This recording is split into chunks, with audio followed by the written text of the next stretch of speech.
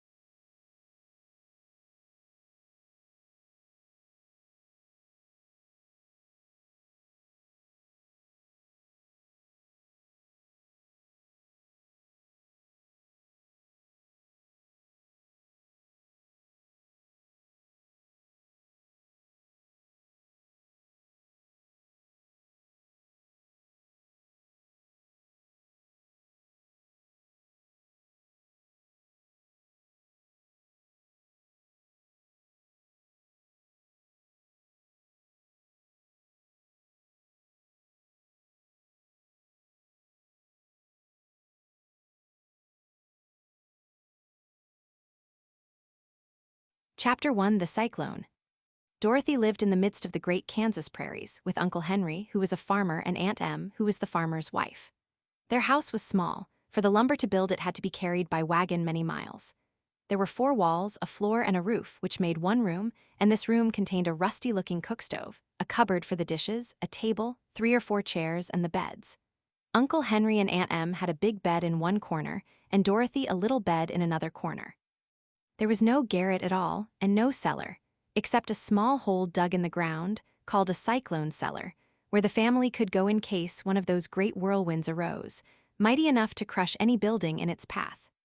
It was reached by a trapdoor in the middle of the floor, from which a ladder led down into the small, dark hole. When Dorothy stood in the doorway and looked around, she could see nothing but the great gray prairie on every side. Not a tree nor a house broke the broad sweep of flat country that reached to the edge of the sky in all directions. The sun had baked the plowed land into a gray mass, with little cracks running through it. Even the grass was not green, for the sun had burned the tops of the long blades until they were the same gray color to be seen everywhere. Once the house had been painted, but the sun blistered the paint and the rains washed it away, and now the house was as dull and gray as everything else. When Aunt Em came there to live, she was a young, pretty wife. The sun and wind had changed her, too. They had taken the sparkle from her eyes and left them a sober gray. They had taken the red from her cheeks and lips, and they were gray also. She was thin and gaunt, and never smiled now. When Dorothy, who was an orphan, first came to her, Aunt Em had been so startled by the child's laughter that she would scream and press her hand upon her heart whenever Dorothy's merry voice reached her ears. And she still looked at the little girl with wonder that she could find anything to laugh at. Uncle Henry never laughed. He worked hard from morning till night and did not know what joy was. He was gray also, from his long beard to his rough boots, and he looked stern and solemn and rarely spoke. It was Toto that made Dorothy laugh and saved her from growing as gray as her other surroundings. Toto was not gray. He was a little black dog, with long silky hair and small black eyes that twinkled merrily on either side of his funny wee nose. Toto played all day long, and Dorothy played with him and loved him dearly. Today, however, they were not playing. Uncle Henry sat upon the doorstep and looked anxiously at the sky, which was even grayer than usual. Dorothy stood in the door with Toto in her arms and looked at the sky too. Aunt Em was washing the dishes. From the far north, they heard a low wail of the wind, and Uncle Henry and Dorothy could see where the long grass bowed in waves before the coming storm. There now came a sharp whistling in the air from the south, and as they turned their eyes that way they saw ripples in the grass coming from that direction also. Suddenly, Uncle Henry stood up. "There's a cyclone coming, Em," he called to his wife. "I'll go look after the stock." Then he ran toward the sheds where the cows and horses were kept. Aunt Em dropped her work and came to the door. One glance told her of the danger close at hand. "Quick, Dorothy," she screamed. "Run for the cellar." Toto jumped out of Dorothy's arms and hid under the bed, and the girls started to get him. Aunt Em, badly frightened, threw open the trap door in the floor and climbed down the ladder into the small, dark hole. Dorothy caught Toto at last and started to follow her aunt. When she was halfway across the room, there came a great shriek from the wind, and the house shook so hard that she lost her footing and sat down suddenly upon the floor. Then a strange thing happened. The house whirled around 2 or 3 times and rose slowly through the air. Dorothy felt as if she were going up in a balloon. The north and south winds met where the house stood and made it the exact center of the cyclone. In the middle of a cyclone, the air is generally still, but the great pressure of the wind on every side of the house raised it up higher and higher until it was at the very top of the cyclone. And there it remained and was carried miles and miles away as easily as you could carry a feather. It was very dark, and the wind howled horribly around her, but Dorothy found she was riding quite easily. After the first few whirls around, and one other time when the house tipped badly, she felt as if she were being rocked gently, like a baby in a cradle. Toto did not like it. He ran about the room, now here, now there, barking loudly, but Dorothy sat quite still on the floor and waited to see what would happen. Once Toto got too near the open trapdoor and fell in, and at first the little girl thought she had lost him. But soon she saw one of his ears sticking up through the hole, for the strong pressure of the air was keeping him up so that he could not fall. She crept to the hole, caught Toto by the ear, and dragged him into the room again, afterward closing the trapdoor so that no more accidents could happen. Hour after hour passed away, and slowly Dorothy got over her fright, but she felt quite lonely, and the wind shrieked so loudly all about her that she nearly became deaf. At first she had wondered if she would be dashed to pieces when the house fell again, but as the hours passed and nothing terrible happened, she stopped worrying and resolved to wait calmly and see what the future would bring. At last she crawled over the swaying floor to her bed and lay down upon it, and Toto followed and lay down beside her. In spite of the swaying of the house and the wailing of the wind, Dorothy soon closed her eyes and fell fast asleep.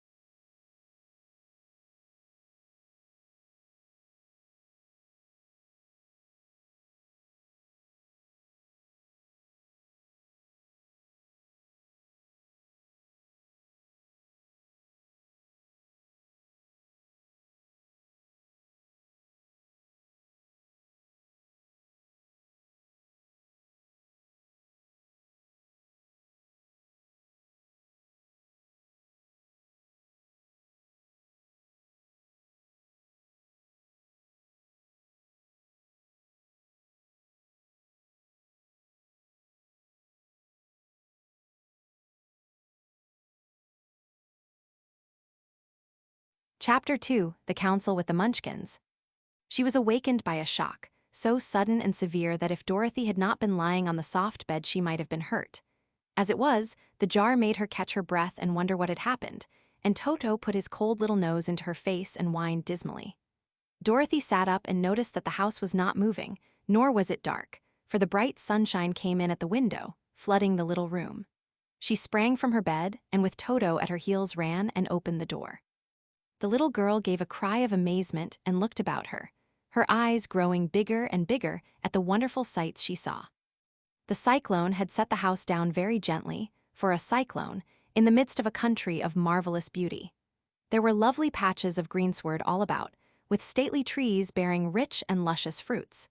Banks of gorgeous flowers were on every hand, and birds with rare and brilliant plumage sang and fluttered in the trees and bushes. A little way off was a small brook, rushing and sparkling along between green banks, and murmuring in a voice very grateful to a little girl who had lived so long on the dry, gray prairies. While she stood looking eagerly at the strange and beautiful sights, she noticed coming toward her a group of the queerest people she had ever seen. They were not as big as the grown folk she had always been used to, but neither were they very small. In fact, they seemed about as tall as Dorothy, who was a well-grown child for her age, although they were, so far as looks go, many years older.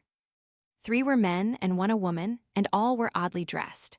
They wore round hats that rose to a small point a foot above their heads, with little bells around the brims that tinkled sweetly as they moved. The hats of the men were blue, the little woman's hat was white, and she wore a white gown that hung in pleats from her shoulders.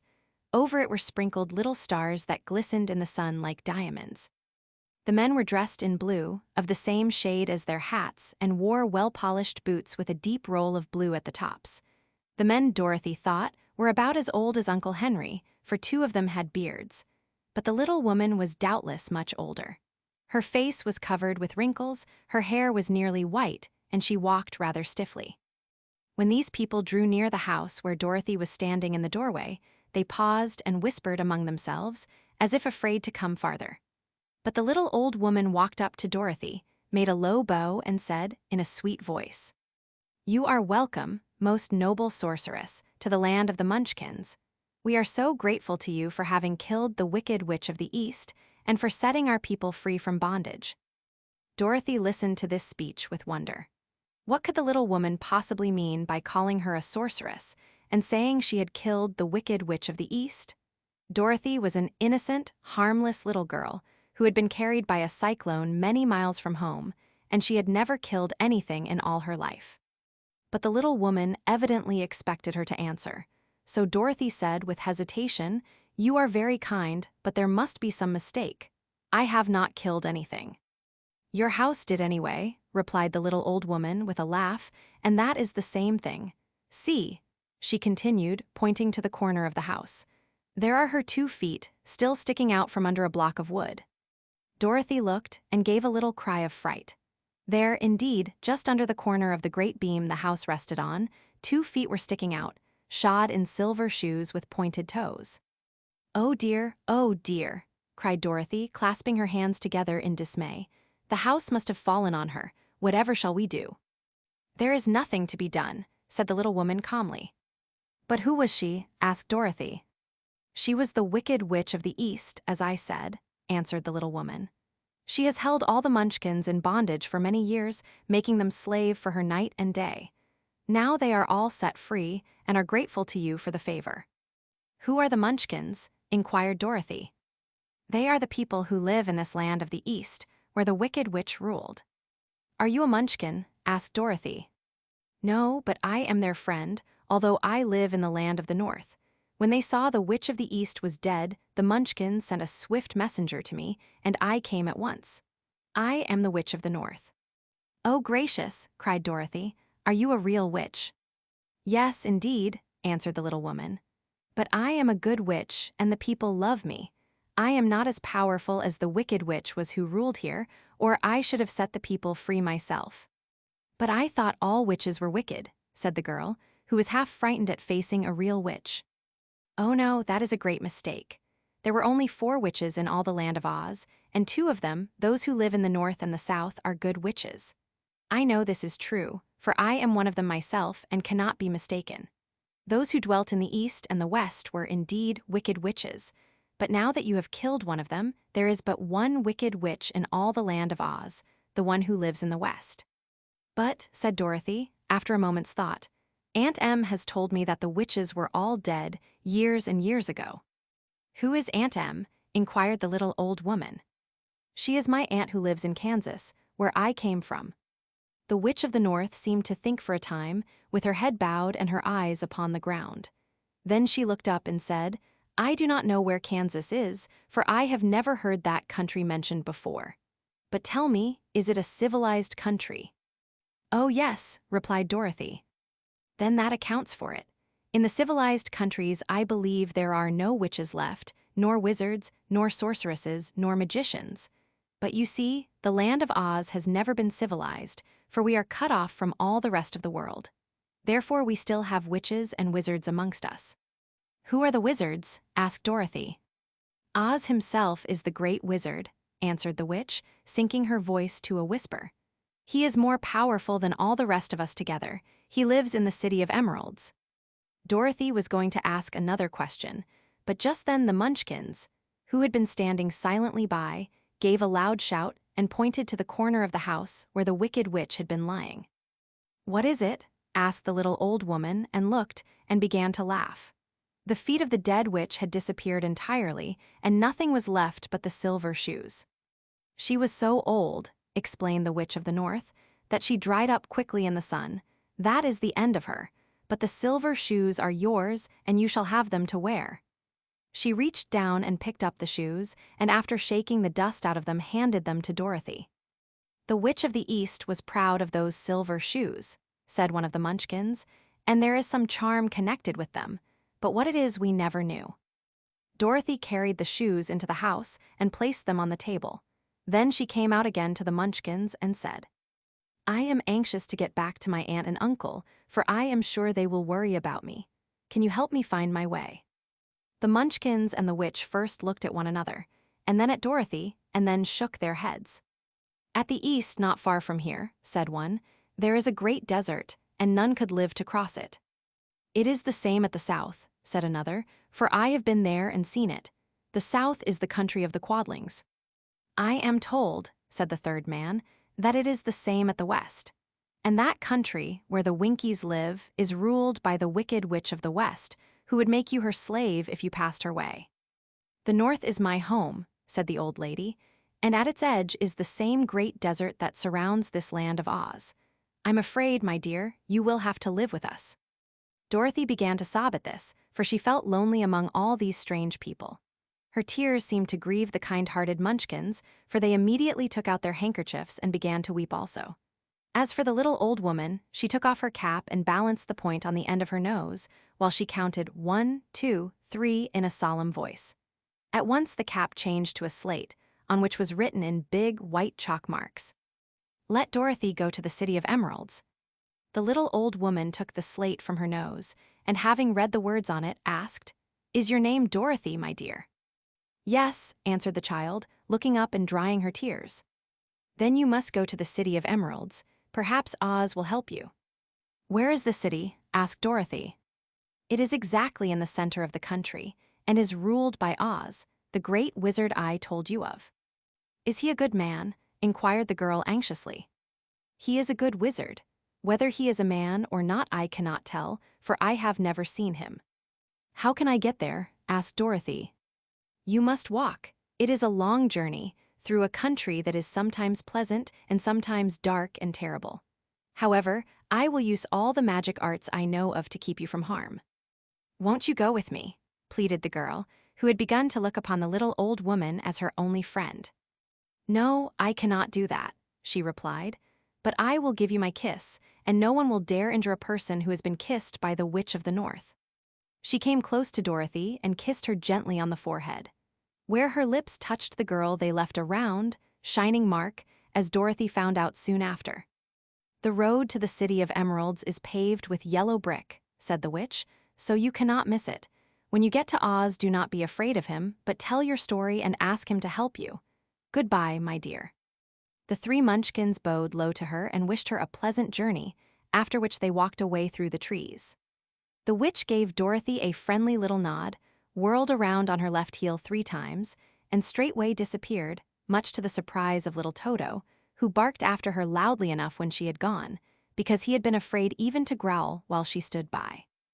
But Dorothy, knowing her to be a witch, had expected her to disappear in just that way, and was not surprised in the least.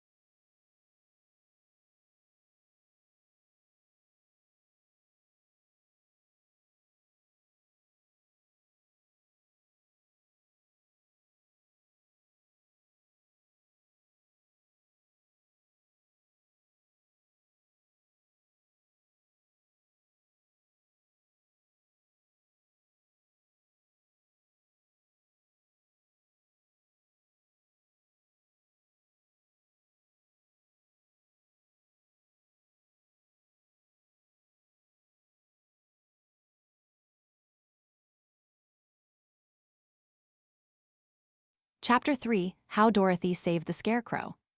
When Dorothy was left alone, she began to feel hungry. So she went to the cupboard and cut herself some bread, which she spread with butter. She gave some to Toto, and taking a pail from the shelf, she carried it down to the little brook and filled it with clear, sparkling water. Toto ran over to the trees and began to bark at the birds sitting there.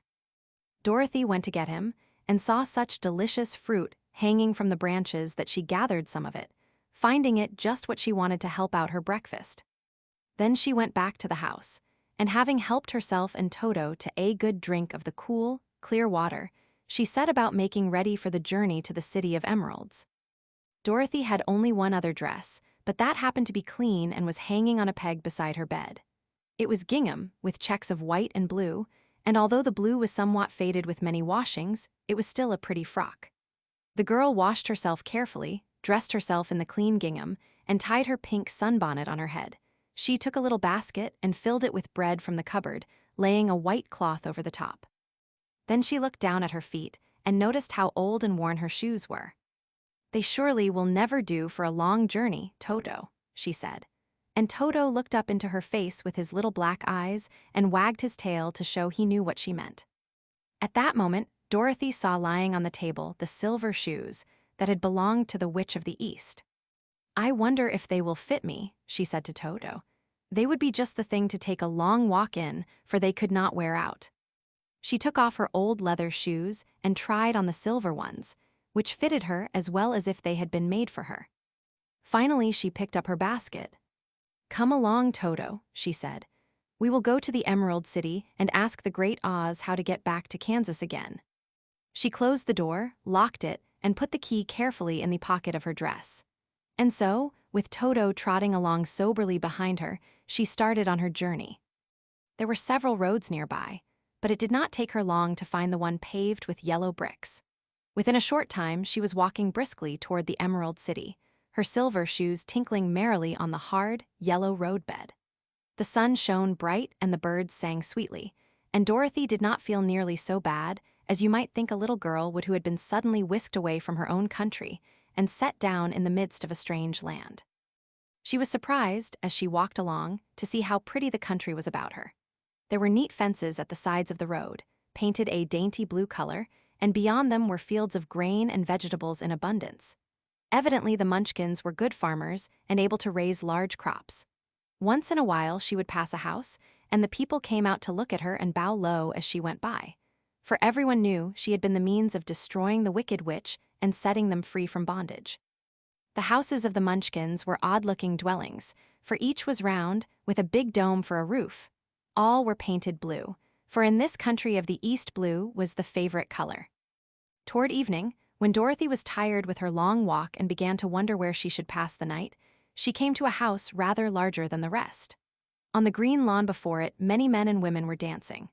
5 little fiddlers played as loudly as possible, and the people were laughing and singing, while a big table nearby was loaded with delicious fruits and nuts, pies and cakes, and many other good things to eat. The people greeted Dorothy kindly and invited her to supper and to pass the night with them. For this was the home of one of the richest Munchkins in the land, and his friends were gathered with him to celebrate their freedom from the bondage of the wicked witch. Dorothy ate a hearty supper and was waited upon by the rich Munchkin himself, whose name was Bach. Then she sat upon a settee and watched the people dance. When Bach saw her silver shoes, he said, "You must be a great sorceress." "Why?" asked the girl. "Because you wear silver shoes and have killed the wicked witch. Besides, you have white in your frock, and only witches and sorceresses wear white." "My dress is blue and white checked," said Dorothy, smoothing out the wrinkles in it. "It is kind of you to wear that," said Bach. "Blue is the color of the Munchkins, and white is the witch color, so we know you are a friendly witch." Dorothy did not know what to say to this, for all the people seemed to think her a witch, and she knew very well she was only an ordinary little girl who had come by the chance of a cyclone into a strange land. When she had tired watching the dancing, Bach led her into the house, where he gave her a room with a pretty bed in it. The sheets were made of blue cloth, and Dorothy slept soundly in them till morning, with Toto curled up on the blue rug beside her. She ate a hearty breakfast, and watched a wee Munchkin baby, who played with Toto and pulled his tail and crowed and laughed in a way that greatly amused Dorothy. Toto was a fine curiosity to all the people, for they had never seen a dog before. "How far is it to the Emerald City?" the girl asked. "I do not know," answered Bach gravely, "for I have never been there. It is better for people to keep away from Oz unless they have business with him. But it is a long way to the Emerald City, and it will take you many days. The country here is rich and pleasant, but you must pass through rough and dangerous places before you reach the end of your journey." This worried Dorothy a little, but she knew that only the Great Oz could help her get to Kansas again, so she bravely resolved not to turn back. She bade her friends goodbye and again started along the road of yellow brick. When she had gone several miles, she thought she would stop to rest, and so climbed to the top of the fence beside the road and sat down. There was a great cornfield beyond the fence, and not far away she saw a scarecrow, placed high on a pole to keep the birds from the ripe corn. Dorothy leaned her chin upon her hand and gazed thoughtfully at the scarecrow. Its head was a small sack stuffed with straw, with eyes, nose, and mouth painted on it to represent a face. An old, pointed blue hat that had belonged to some Munchkin was perched on his head, and the rest of the figure was a blue suit of clothes, worn and faded, which had also been stuffed with straw. On the feet were some old boots with blue tops, such as every man wore in this country, and the figure was raised above the stalks of corn by means of the pole stuck up its back. While Dorothy was looking earnestly into the queer, painted face of the scarecrow, she was surprised to see one of the eyes slowly wink at her. She thought she must have been mistaken at first, for none of the scarecrows in Kansas ever wink, but presently the figure nodded its head to her in a friendly way. Then she climbed down from the fence and walked up to it, while Toto ran around the pole and barked. "Good day," said the scarecrow in a rather husky voice. "Did you speak?" asked the girl in wonder. "Certainly," answered the scarecrow. "How do you do?" "I'm pretty well, thank you," replied Dorothy politely. "How do you do?" "I'm not feeling well," said the scarecrow with a smile, "for it is very tedious being perched up here night and day to scare away crows." "Can't you get down?" asked Dorothy. "No, for this pole is stuck up my back. If you will please take away the pole, I shall be greatly obliged to you." Dorothy reached up both arms and lifted the figure off the pole. For being stuffed with straw, it was quite light. "Thank you very much," said the scarecrow when he had been set down on the ground. "I feel like a new man." Dorothy was puzzled at this, for it sounded queer to hear a stuffed man speak, and to see him bow and walk along beside her. "Who are you?" asked the scarecrow when he had stretched himself and yawned. "And where are you going?" "My name is Dorothy," said the girl, "and I am going to the Emerald City to ask the Great Oz to send me back to Kansas." "Where is the Emerald City?" he inquired, "and who is Oz?" "Why don't you know?" she returned in surprise. "No, indeed, I don't know anything. You see, I am stuffed, so I have no brains at all, he answered sadly. Oh, said Dorothy, I'm awfully sorry for you. Do you think, he asked, if I go to the Emerald City with you, that Oz would give me some brains? I cannot tell, she returned, but you may come with me if you like. If Oz will not give you any brains, you will be no worse off than you are now. That is true, said the Scarecrow. You see, he continued confidentially, I don't mind my legs and arms and body being stuffed because I cannot get hurt. If anyone treads on my toes or sticks a pin into me, it doesn't matter, for I can't feel it. But I do not want people to call me a fool, and if my head stays stuffed with straw instead of with brains, as yours is, how am I ever to know anything? I understand how you feel, said the little girl, who was truly sorry for him. If you will come with me, I'll ask Oz to do all he can for you. Thank you, he answered gratefully. They walked back to the road. Dorothy helped him over the fence, and they started along the path of yellow brick for the Emerald City. Toto did not like this addition to the party at first. He smelled around the stuffed man, as if he suspected there might be a nest of rats in the straw, and he often growled in an unfriendly way at the Scarecrow. Don't mind Toto, said Dorothy to her new friend. He never bites. Oh, I'm not afraid, replied the Scarecrow. He can't hurt the straw. Do let me carry that basket for you. I shall not mind it, for I can't get tired. I'll tell you a secret, he continued as he walked along. There is only one thing in the world I am afraid of. What is that? Asked Dorothy. The Munchkin farmer who made you. No, answered the Scarecrow. It's a lighted match.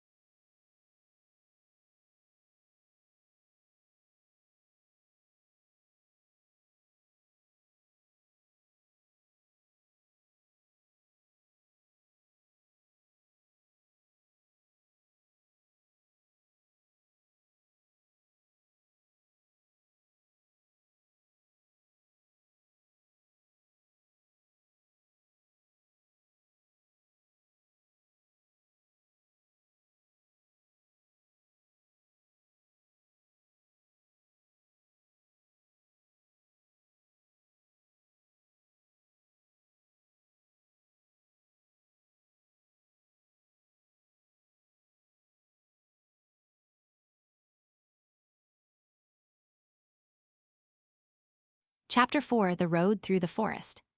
After a few hours, the road began to be rough, and the walking grew so difficult that the Scarecrow often stumbled over the yellow bricks, which were here very uneven. Sometimes, indeed, they were broken or missing altogether, leaving holes that Toto jumped across and Dorothy walked around.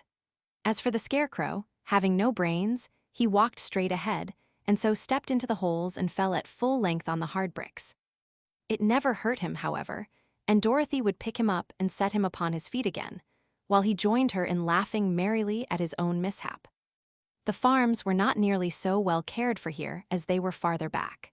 There were fewer houses and fewer fruit trees, and the farther they went the more dismal and lonesome the country became. At noon they sat down by the roadside, near a little brook, and Dorothy opened her basket and got out some bread. She offered a piece to the Scarecrow, but he refused. I am never hungry, he said, and it is a lucky thing I am not, for my mouth is only painted, and if I should cut a hole in it so I could eat, the straw I am stuffed with would come out, and that would spoil the shape of my head. Dorothy saw at once that this was true, so she only nodded and went on eating her bread. Tell me something about yourself and the country you came from, said the Scarecrow, when she had finished her dinner. So she told him all about Kansas, and how gray everything was there, and how the cyclone had carried her to this queer land of Oz. The Scarecrow listened carefully and said, I cannot understand why you should wish to leave this beautiful country and go back to the dry, gray place you call Kansas. That is because you have no brains, answered the girl. No matter how dreary and gray our homes are, we people of flesh and blood would rather live there than in any other country, be it ever so beautiful. There is no place like home." The Scarecrow sighed. "Of course I cannot understand it," he said. "If your heads were stuffed with straw, like mine, you would probably all live in the beautiful places, and then Kansas would have no people at all. It is fortunate for Kansas that you have brains." "Won't you tell me a story while we are resting?" asked the child. The Scarecrow looked at her reproachfully and answered, "My life has been so short that I really know nothing whatever. I was only made day before yesterday. What happened in the world before that time is all unknown to me. Luckily, when the farmer made my head, one of the first things he did was to paint my ears so that I heard what was going on. There was another Munchkin with him, and the first thing I heard was the farmer saying, 'How do you like those ears?' 'They aren't straight,' answered the other. 'Never mind,' said the farmer, 'they are ears just the same,' which was true enough. 'Now I'll make the eyes,' said the farmer. So he painted my right eye, and as soon as it was finished I found myself looking at him and at everything around me with a great deal of curiosity, for this was my first glimpse of the world. 'That's a rather pretty eye,' remarked the Munchkin who was watching the farmer. 'Blue paint is just the color for eyes.' 'I think I'll make the other a little bigger,' said the farmer. And when the second eye was done I could see much better than before. Then he made my nose and my mouth. But I did not speak, because at that time I didn't know what a mouth was for. I had the fun of watching them make my body and my arms and legs, and when they fastened on my head at last, I felt very proud, for I thought I was just as good a man as anyone. 'This fellow will scare the crows fast enough,' said the farmer. 'He looks just like a man.' 'Why, he is a man,' said the other, and I quite agreed with him. The farmer carried me under his arm to the cornfield and set me up on a tall stick where you found me. He and his friends soon after walked away and left me alone. I did not like to be deserted this way, so I tried to walk after them, but my feet would not touch the ground, and I was forced to stay on that pole. It was a lonely life to lead, for I had nothing to think of, having been made such a little while before. Many crows and other birds flew into the cornfield, but as soon as they saw me they flew away again, thinking I was a Munchkin, and this pleased me and made me feel that I was quite an important person. By and by an old crow flew near me, and after looking at me carefully, he perched upon my shoulder and said, "I wonder if that farmer thought to fool me in this clumsy manner. Any crow of sense could see that you are only stuffed with straw." Then he hopped down at my feet and ate all the corn he wanted. The other birds, seeing he was not harmed by me, came to eat the corn too, so in a short time there was a great flock of them about me. I felt sad at this, for it showed I was not such a good scarecrow after all. But the old crow comforted me, saying, "If you only had brains in your head, you would be as good a man as any of them, and a better man than some of them. Brains are the only things worth having in this world, no matter whether one is a crow or a man." After the crows had gone I thought this over, and decided I would try hard to get some brains. By good luck, you came along and pulled me off the stake, and from what you say, I am sure the great Oz will give me brains as soon as we get to the Emerald City. "I hope so," said Dorothy earnestly, "since you seem anxious to have them." "Oh, yes, I am anxious," returned the Scarecrow. "It is such an uncomfortable feeling to know one is a fool." "Well," said the girl, "let us go," and she handed the basket to the Scarecrow. There were no fences at all by the roadside now, and the land was rough and untilled. Toward evening they came to a great forest, where the trees grew so big and close together that their branches met over the road of yellow brick. It was almost dark under the trees, for the branches shut out the daylight, but the travelers did not stop and went on into the forest. "If this road goes in, it must come out," said the Scarecrow, "and as the Emerald City is at the other end of the road, we must go wherever it leads us." "Anyone would know that," said Dorothy. "Certainly, that is why I know it," returned the Scarecrow. "If it required brains to figure it out, I never should have said it." After an hour or so, the light faded away, and they found themselves stumbling along in the darkness. Dorothy could not see at all, but Toto could, for some dogs see very well in the dark, and the Scarecrow declared he could see as well as by day. So she took hold of his arm and managed to get along fairly well. "If you see any house or any place where we can pass the night," she said, "you must tell me, for it is very uncomfortable walking in the dark." Soon after the Scarecrow stopped. I see a little cottage at the right of us, he said, built of logs and branches. Shall we go there? Yes, indeed, answered the child. I am all tired out. So the Scarecrow led her through the trees until they reached the cottage, and Dorothy entered and found a bed of dried leaves in one corner. She lay down at once, and with Toto beside her soon fell into a sound sleep. The Scarecrow, who was never tired, stood up in another corner and waited patiently until morning came.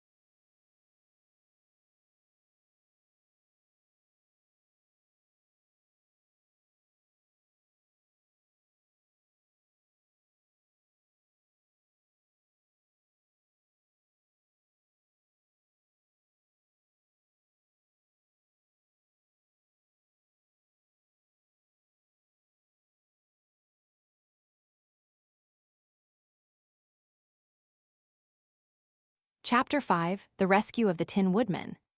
When Dorothy awoke, the sun was shining through the trees, and Toto had long been out chasing birds around him and squirrels. She sat up and looked around her. There was the Scarecrow, still standing patiently in his corner, waiting for her. We must go and search for water, she said to him. Why do you want water? He asked. To wash my face clean after the dust of the road, and to drink, so the dry bread will not stick in my throat. It must be inconvenient to be made of flesh, said the Scarecrow thoughtfully, for you must sleep and eat and drink. However, you have brains, and it is worth a lot of bother to be able to think properly. They left the cottage and walked through the trees until they found a little spring of clear water, where Dorothy drank and bathed and ate her breakfast. She saw there was not much bread left in the basket, and the girl was thankful the Scarecrow did not have to eat anything, for there was scarcely enough for herself and Toto for the day. When she had finished her meal and was about to go back to the road of yellow brick, she was startled to hear a deep groan nearby. What was that? She asked timidly. I cannot imagine, replied the Scarecrow, but we can go and see. Just then another groan reached their ears, and the sound seemed to come from behind them. They turned and walked through the forest a few steps, when Dorothy discovered something shining in a ray of sunshine that fell between the trees. She ran to the place and then stopped short with a little cry of surprise. One of the big trees had been partly chopped through, and standing beside it with an uplifted axe in his hands was a man made entirely of tin. His head and arms and legs were jointed upon his body, but he stood perfectly motionless, as if he could not stir at all. Dorothy looked at him in amazement, and so did the Scarecrow, while Toto barked sharply and made a snap at the tin legs, which hurt his teeth. Did you groan? Asked Dorothy. Yes, answered the Tin Man. I did. I've been groaning for more than a year, and no one has ever heard me before or come to help me. What can I do for you? She inquired softly, for she was moved by the sad voice in which the man spoke. Get an oil can and oil my joints, he answered. They are rusted so badly that I cannot move them at all. If I am well oiled, I shall soon be all right again. You will find an oil can on a shelf in my cottage. Dorothy at once ran back to the cottage and found the old can, and then she returned and asked anxiously, Where are your joints? Oil my neck first, replied the Tin Woodman. So she oiled it, and as it was quite badly rusted, the Scarecrow took hold of the tin head and moved it gently from side to side until it worked freely, and then the man could turn it himself. Now oil the joints in my arms, he said. And Dorothy oiled them, and the Scarecrow bent them carefully until they were quite free from rust and as good as new. The Tin Woodman gave a sigh of satisfaction and lowered his axe, which he leaned against the tree. "This is a great comfort," he said. "I have been holding that axe in the air ever since I rusted, and I'm glad to be able to put it down at last. Now, if you will oil the joints of my legs, I shall be all right once more." So they oiled his legs until he could move them freely, and he thanked them again and again for his release, for he seemed a very polite creature and very grateful. "I might have stood there always if you had not come along," he said, "so you have certainly saved my life. How did you happen to be here?" "We are on our way to the Emerald City to see the Great Oz," she answered, "and we stopped at your cottage to pass the night." "Why do you wish to see Oz?" he asked. "I want him to send me back to Kansas, and the Scarecrow wants him to put a few brains into his head," she replied. The Tin Woodman appeared to think deeply for a moment.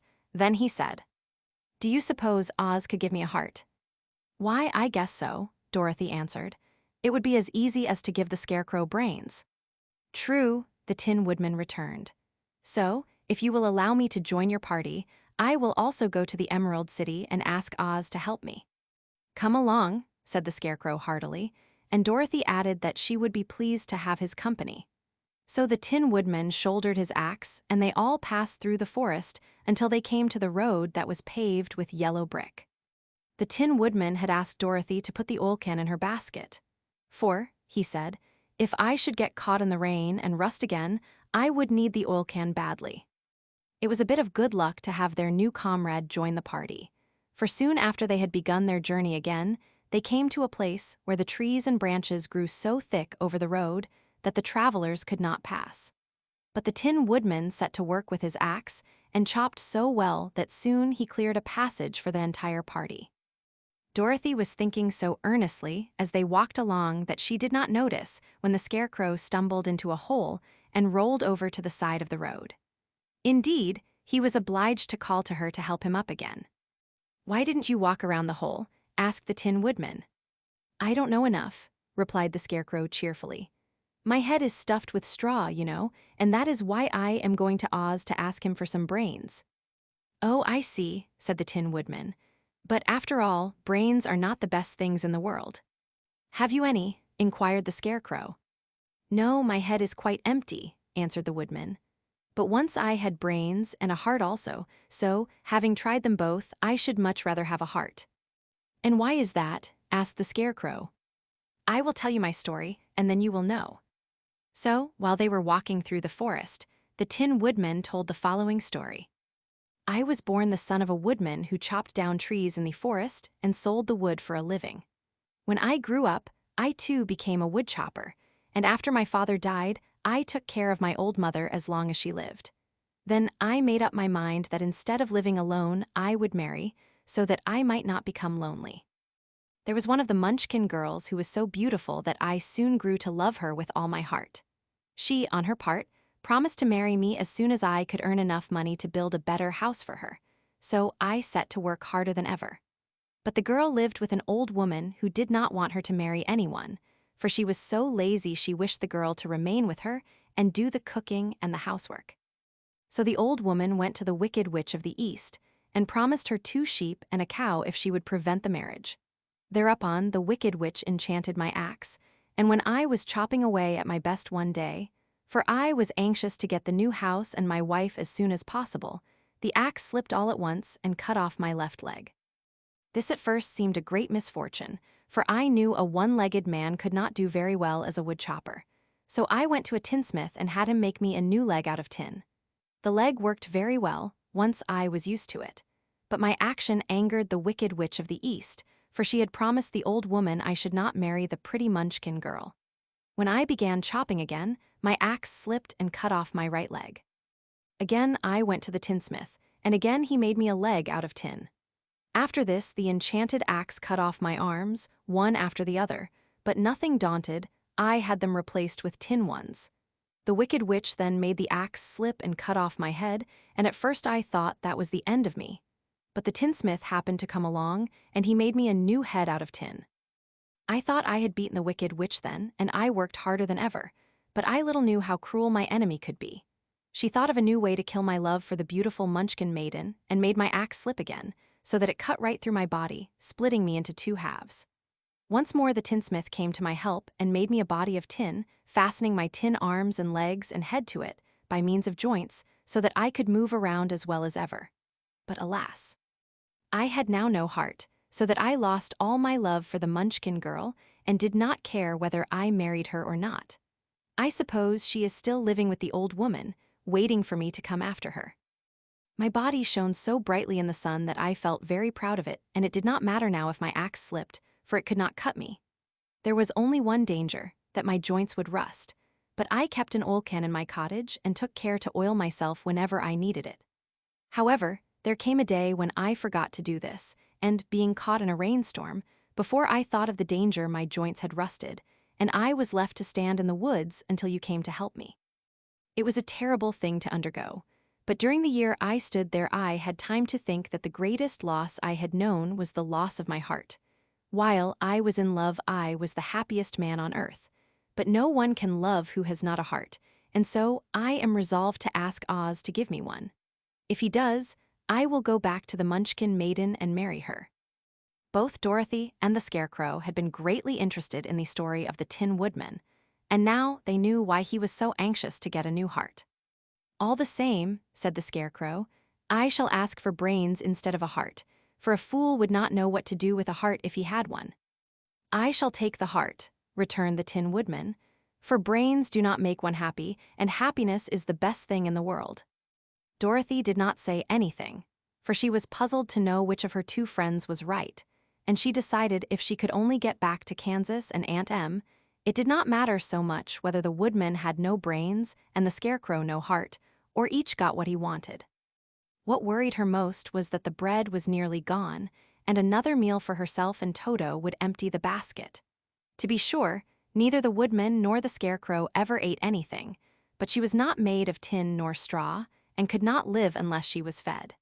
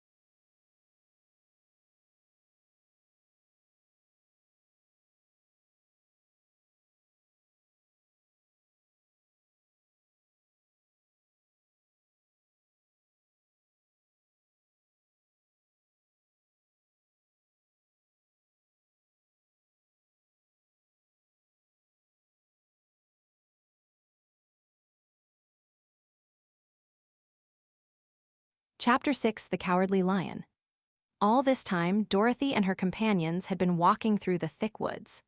The road was still paved with yellow brick, but these were much covered by dried branches and dead leaves from the trees, and the walking was not at all good. There were few birds in this part of the forest, for birds love the open country where there is plenty of sunshine. But now and then there came a deep growl from some wild animal hidden among the trees. These sounds made the little girl's heart beat fast, for she did not know what made them, but Toto knew, and he walked close to Dorothy's side, and did not even bark in return. "How long will it be," the child asked of the Tin Woodman, "before we are out of the forest?" "I cannot tell," was the answer, "for I have never been to the Emerald City. But my father went there once, when I was a boy, and he said it was a long journey through a dangerous country. Although nearer to the city where Oz dwells, the country is beautiful. But I am not afraid so long as I have my old can, and nothing can hurt the Scarecrow, while you bear upon your forehead the mark of the good witch's kiss, and that will protect you from harm." "But Toto," said the girl anxiously, "what will protect him?" "We must protect him ourselves if he is in danger," replied the Tin Woodman. Just as he spoke, there came from the forest a terrible roar, and the next moment a great lion bounded into the road. With one blow of his paw, he sent the Scarecrow spinning over and over to the edge of the road, and then he struck at the Tin Woodman with his sharp claws. But, to the lion's surprise, he could make no impression on the tin, although the woodman fell over in the road and lay still. Little Toto, now that he had an enemy to face, ran barking toward the lion, and the great beast had opened his mouth to bite the dog, when Dorothy, fearing Toto would be killed, and heedless of danger, rushed forward and slapped the lion upon his nose as hard as she could, while she cried out, "Don't you dare to bite Toto. You ought to be ashamed of yourself, a big beast like you, to bite a poor little dog." "I didn't bite him," said the lion, as he rubbed his nose with his paw where Dorothy had hit it. "No, but you tried to," she retorted. "You're nothing but a big coward." "I know it," said the lion, hanging his head in shame. "I've always known it, but how can I help it?" "I don't know, I'm sure. To think of your striking a stuffed man, like the poor Scarecrow." "Is he stuffed?" asked the lion in surprise, as he watched her pick up the Scarecrow and set him upon his feet, while she patted him into shape again. "Of course he's stuffed," replied Dorothy, who was still angry. "That's why he went over so easily," remarked the lion. "It astonished me to see him whirl around so. Is the other one stuffed also?" "No," said Dorothy, "he's made of tin," and she helped the woodman up again. "That's why he nearly blunted my claws," said the lion. "When they scratched against the tin, it made a cold shiver run down my back. What is that little animal you are so tender of?" "He is my dog, Toto," answered Dorothy. "Is he made of tin or stuffed?" asked the lion. "Neither, he's a meat dog," said the girl. "Oh, he's a curious animal and seems remarkably small, now that I look at him. No one would think of biting such a little thing, except a coward like me," continued the lion sadly. "What makes you a coward?" asked Dorothy, looking at the great beast in wonder, for he was as big as a small horse. "It's a mystery," replied the lion. "I suppose I was born that way. All the other animals in the forest naturally expect me to be brave, for the lion is everywhere thought to be the king of beasts. I learned that if I roared very loudly, every living thing was frightened and got out of my way. Whenever I've met a man, I've been awfully scared, but I just roared at him, and he has always run away as fast as he could go. If the elephants and the tigers and the bears had ever tried to fight me, I should have run myself. I'm such a coward. But just as soon as they hear me roar, they all try to get away from me, and of course I let them go." "But that isn't right. The king of beasts shouldn't be a coward," said the Scarecrow. "I know it," returned the lion, wiping a tear from his eye with the tip of his tail. "It is my great sorrow, and makes my life very unhappy, but whenever there is danger, my heart begins to beat fast." "Perhaps you have heart disease," said the Tin Woodman. "It may be," said the lion. "If you have," continued the Tin Woodman, "you ought to be glad, for it proves you have a heart. For my part, I have no heart, so I cannot have heart disease." "Perhaps," said the lion thoughtfully, "if I had no heart I should not be a coward." "Have you brains?" asked the Scarecrow. "I suppose so. I've never looked to see," replied the lion. "I am going to the Great Oz to ask him to give me some," remarked the Scarecrow, "for my head is stuffed with straw." "And I am going to ask him to give me a heart," said the woodman. "And I am going to ask him to send Toto and me back to Kansas," added Dorothy. "Do you think Oz could give me courage?" asked the cowardly lion. "Just as easily as he could give me brains," said the Scarecrow. "Or give me a heart," said the Tin Woodman. "Or send me back to Kansas," said Dorothy. "Then, if you don't mind, I'll go with you," said the lion, "for my life is simply unbearable without a bit of courage." "You will be very welcome," answered Dorothy, "for you will help to keep away the other wild beasts. It seems to me they must be more cowardly than you are if they allow you to scare them so easily." "They really are," said the lion, "but that doesn't make me any braver, and as long as I know myself to be a coward I shall be unhappy." So once more the little company set off upon the journey, the lion walking with stately strides at Dorothy's side. Toe did not approve of this new comrade at first, for he could not forget how nearly he had been crushed between the lion's great jaws. But after a time he became more at ease, and presently Toto and the cowardly lion had grown to be good friends. During the rest of that day there was no other adventure to mar the peace of their journey. Once, indeed, the Tin Woodman stepped upon a beetle that was crawling along the road, and killed the poor little thing. This made the Tin Woodman very unhappy, for he was always careful not to hurt any living creature. And as he walked along, he wept several tears of sorrow and regret. These tears ran slowly down his face and over the hinges of his jaw, and there they rusted. When Dorothy presently asked him a question, the Tin Woodman could not open his mouth, for his jaws were tightly rusted together. He became greatly frightened at this and made many motions to Dorothy to relieve him, but she could not understand. The lion was also puzzled to know what was wrong. But the Scarecrow seized the oil can from Dorothy's basket and oiled the Woodman's jaws, so that after a few moments he could talk as well as before. "This will serve me a lesson," said he, "to look where I step. For if I should kill another bug or beetle, I should surely cry again, and crying rusts my jaws so that I cannot speak." Thereafter he walked very carefully, with his eyes on the road, and when he saw a tiny ant toiling by he would step over it, so as not to harm it. The Tin Woodman knew very well he had no heart, and therefore he took great care never to be cruel or unkind to anything. "You people with hearts," he said, "have something to guide you and need never do wrong, but I have no heart, and so I must be very careful. When Oz gives me a heart, of course, I needn't mind so much."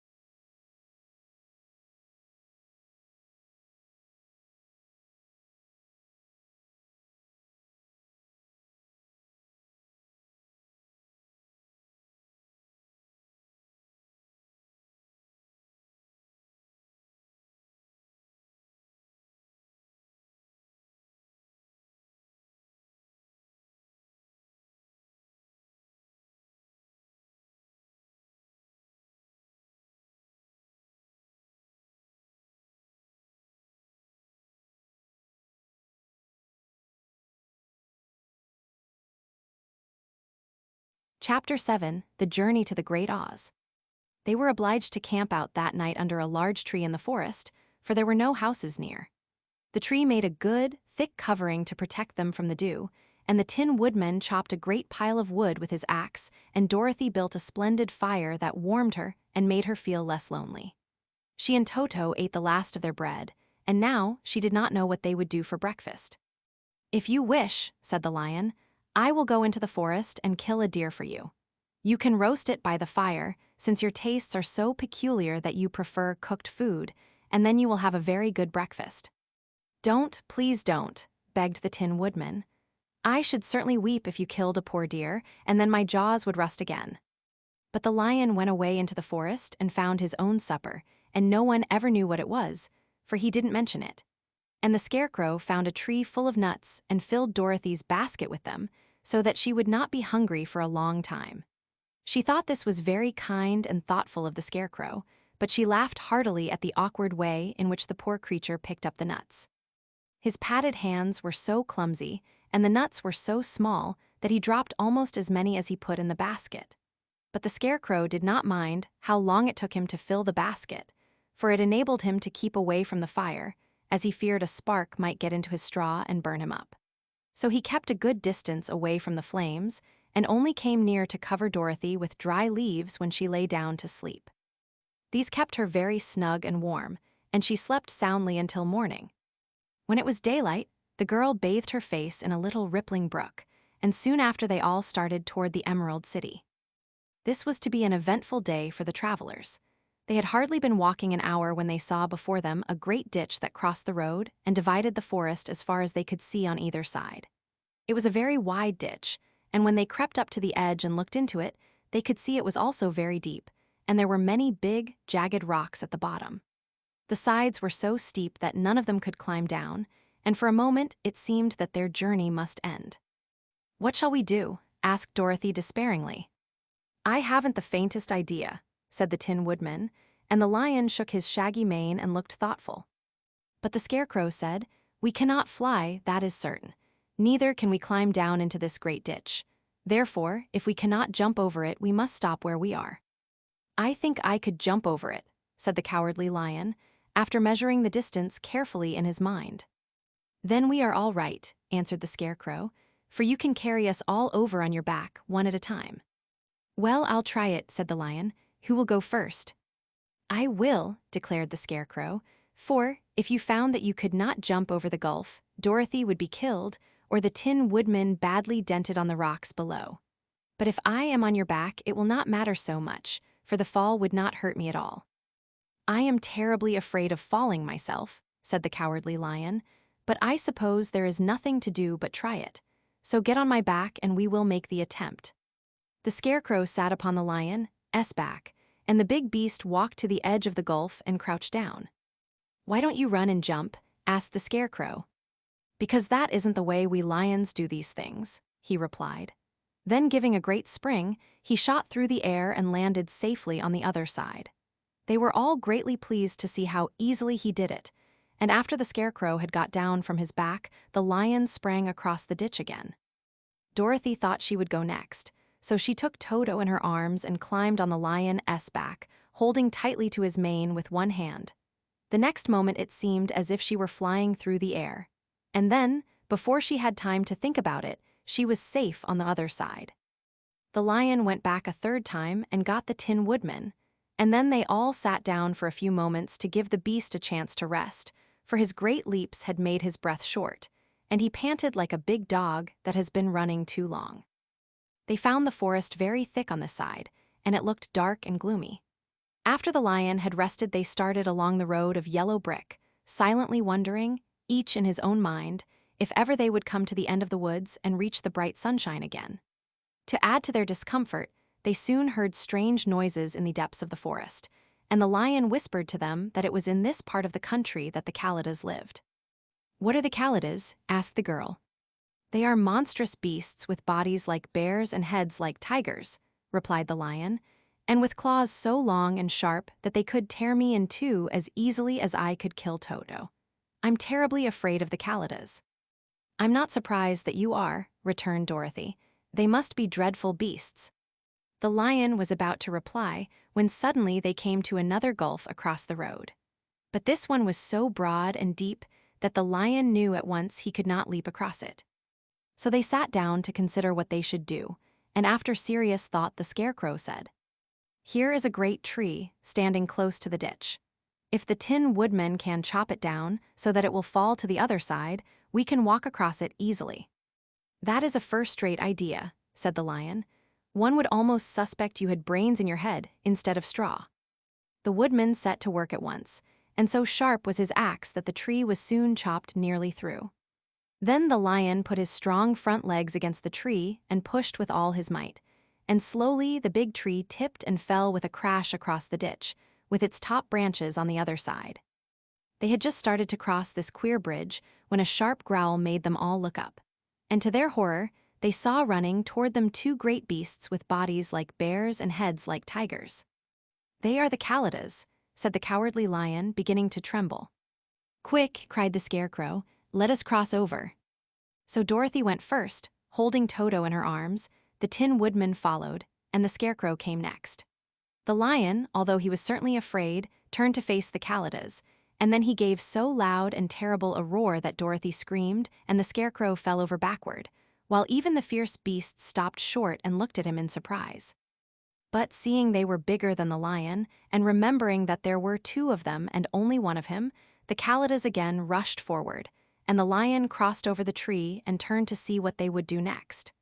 Without stopping an instant, the fierce beasts also began to cross the tree. And the lion said to Dorothy, "We are lost, for they will surely tear us to pieces with their sharp claws. But stand close behind me, and I will fight them as long as I am alive." "Wait a minute," called the Scarecrow. He had been thinking what was best to be done, and now he asked the woodman to chop away the end of the tree that rested on their side of the ditch. The Tin Woodman began to use his axe at once, and just as the two Kalidas were nearly across, the tree fell with a crash into the gulf, carrying the ugly, snarling brutes with it, and both were dashed to pieces on the sharp rocks at the bottom. "Well," said the Cowardly Lion, drawing a long breath of relief, "I see we are going to live a little while longer, and I am glad of it, for it must be a very uncomfortable thing not to be alive. Those creatures frighten me so badly that my heart is beating yet." "Ah," said the Tin Woodman sadly, "I wish I had a heart to beat." This adventure made the travelers more anxious than ever to get out of the forest, and they walked so fast that Dorothy became tired and had to ride on the lion's back. To their great joy, the trees became thinner the farther they advanced, and in the afternoon they suddenly came upon a broad river, flowing swiftly just before them. On the other side of the water, they could see the road of yellow brick running through a beautiful country, with green meadows dotted with bright flowers, and all the road bordered with trees hanging full of delicious fruits. They were greatly pleased to see this delightful country before them. "How shall we cross the river?" asked Dorothy.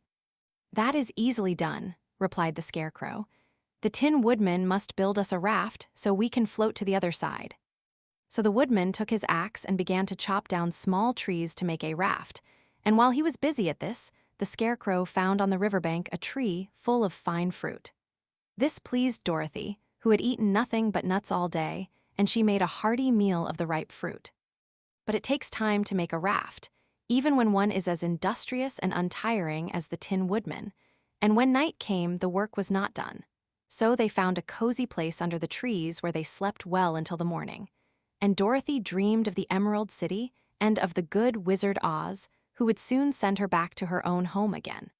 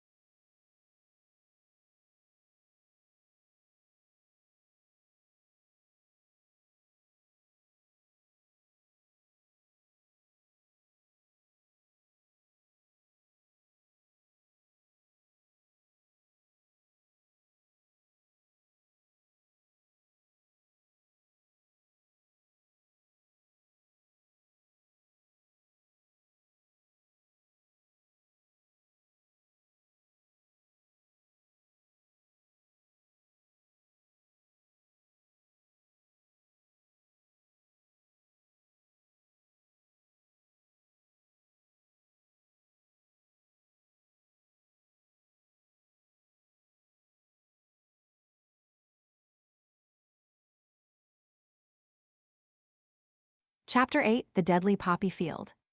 Our little party of travelers awakened the next morning refreshed and full of hope, and Dorothy breakfasted like a princess off peaches and plums from the trees beside the river.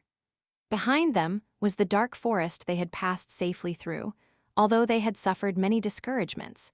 But before them was a lovely, sunny country that seemed to beckon them on to the Emerald City. To be sure, the broad river now cut them off from this beautiful land. But the raft was nearly done, and after the Tin Woodman had cut a few more logs and fastened them together with wooden pins, they were ready to start. Dorothy sat down in the middle of the raft and held Toto in her arms. When the Cowardly Lion stepped upon the raft, it tipped badly, for he was big and heavy. But the Scarecrow and the Tin Woodman stood upon the other end to steady it, and they had long poles in their hands to push the raft through the water. They got along quite well at first, but when they reached the middle of the river, the swift current swept the raft downstream, farther and farther away from the road of yellow brick. And the water grew so deep that the long poles would not touch the bottom. "This is bad," said the Tin Woodman, "for if we cannot get to the land, we shall be carried into the country of the Wicked Witch of the West, and she will enchant us and make us her slaves." "And then I should get no brains," said the Scarecrow. "And I should get no courage," said the Cowardly Lion. "And I should get no heart," said the Tin Woodman. "And I should never get back to Kansas," said Dorothy. "We must certainly get to the Emerald City if we can," the Scarecrow continued, and he pushed so hard on his long pole that it stuck fast in the mud at the bottom of the river. Then, before he could pull it out again, or let go, the raft was swept away, and the poor Scarecrow was left clinging to the pole in the middle of the river. "Goodbye," he called after them, and they were very sorry to leave him. Indeed, the Tin Woodman began to cry, but fortunately remembered that he might rust, and so dried his tears on Dorothy's apron. Of course, this was a bad thing for the Scarecrow. "I am now worse off than when I first met Dorothy," he thought. "Then, I was stuck on a pole in a cornfield, where I could make-believe scare the crows, at any rate. But surely there is no use for a Scarecrow stuck on a pole in the middle of a river. I am afraid I shall never have any brains after all." Down the stream the raft floated, and the poor Scarecrow was left far behind. Then the Lion said, "Something must be done to save us. I think I can swim to the shore and pull the raft after me, if you will only hold fast to the tip of my tail." So he sprang into the water, and the Tin Woodman caught fast hold of his tail. Then the Lion began to swim with all his might toward the shore. It was hard work, although he was so big, but by and by they were drawn out of the current, and then Dorothy took the Tin Woodman's long pole and helped push the raft to the land. They were all tired out when they reached the shore at last and stepped off upon the pretty green grass. And they also knew that the stream had carried them a long way past the road of yellow brick that led to the Emerald City. "What shall we do now?" asked the Tin Woodman, as the Lion lay down on the grass to let the sun dry him. "We must get back to the road in some way," said Dorothy. "The best plan will be to walk along the riverbank until we come to the road again," remarked the Lion. So, when they were rested, Dorothy picked up her basket and they started along the grassy bank to the road from which the river had carried them. It was a lovely country, with plenty of flowers and fruit trees and sunshine to cheer them, and had they not felt so sorry for the poor Scarecrow, they could have been very happy. They walked along as fast as they could, Dorothy only stopping once to pick a beautiful flower, and after a time the Tin Woodman cried out, "Look." Then they all looked at the river, and saw the Scarecrow perched upon his pole in the middle of the water, looking very lonely and sad. "What can we do to save him?" asked Dorothy. The Lion and the Woodman both shook their heads, for they did not know. So they sat down upon the bank and gazed wistfully at the Scarecrow until a stork flew by, who, upon seeing them, stopped to rest at the water's edge. "Who are you and where are you going?" asked the stork. "I am Dorothy," answered the girl, "and these are my friends, the Tin Woodman and the Cowardly Lion, and we are going to the Emerald City." "This isn't the road," said the stork, as she twisted her long neck and looked sharply at the queer party. "I know it," returned Dorothy, "but we have lost the Scarecrow and are wondering how we shall get him again." "Where is he?" asked the stork. "Over there in the river," answered the little girl. "If he wasn't so big and heavy I would get him for you," remarked the stork.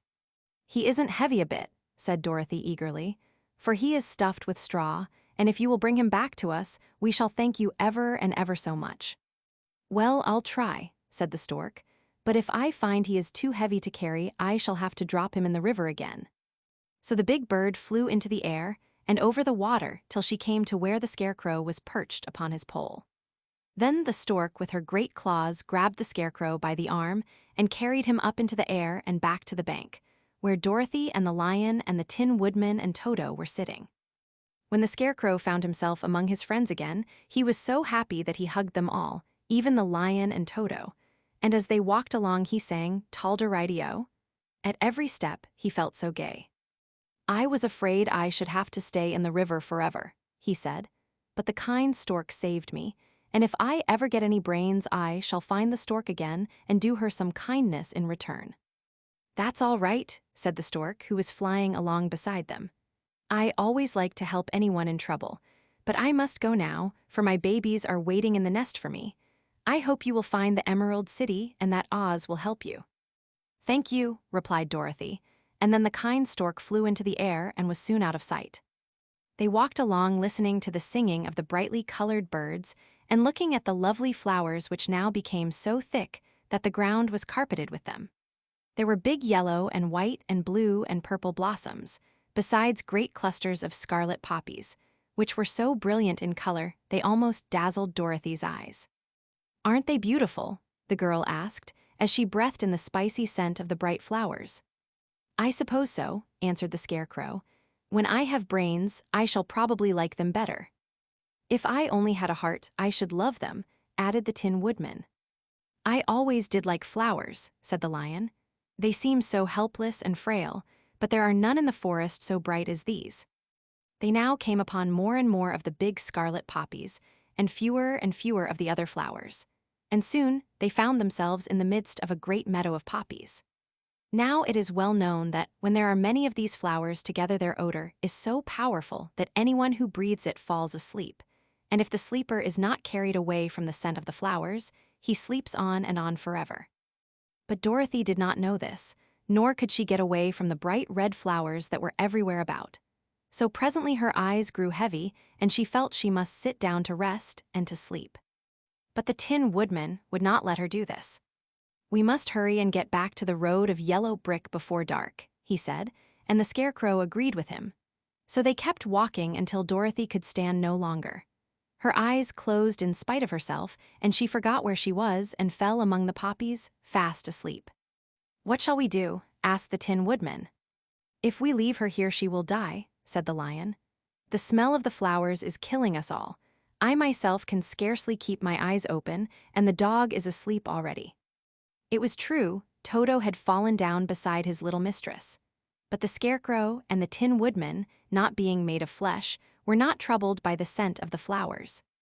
"Run fast," said the Scarecrow to the Lion, "and get out of this deadly flower bed as soon as you can. We will bring the little girl with us, but if you should fall asleep, you are too big to be carried." So the Lion aroused himself and bounded forward as fast as he could go. In a moment, he was out of sight. "Let us make a chair with our hands and carry her," said the Scarecrow. So they picked up Toto and put the dog in Dorothy's lap, and then they made a chair with their hands for the seat and their arms for the arms, and carried the sleeping girl between them through the flowers. On and on they walked, and it seemed that the great carpet of deadly flowers that surrounded them would never end. They followed the bend of the river, and at last came upon their friend the Lion, lying fast asleep among the poppies. The flowers had been too strong for the huge beast, and he had given up at last, and fallen only a short distance from the end of the poppy bed, where the sweet grass spread in beautiful green fields before them. "We can do nothing for him," said the Tin Woodman sadly, "for he is much too heavy to lift. We must leave him here to sleep on forever, and perhaps he will dream that he has found courage at last." "I'm sorry," said the Scarecrow. "The Lion was a very good comrade for one so cowardly, but let us go on." They carried the sleeping girl to a pretty spot beside the river, far enough from the poppy field to prevent her breathing any more of the poison of the flowers, and here they laid her gently on the soft grass and waited for the fresh breeze to waken her.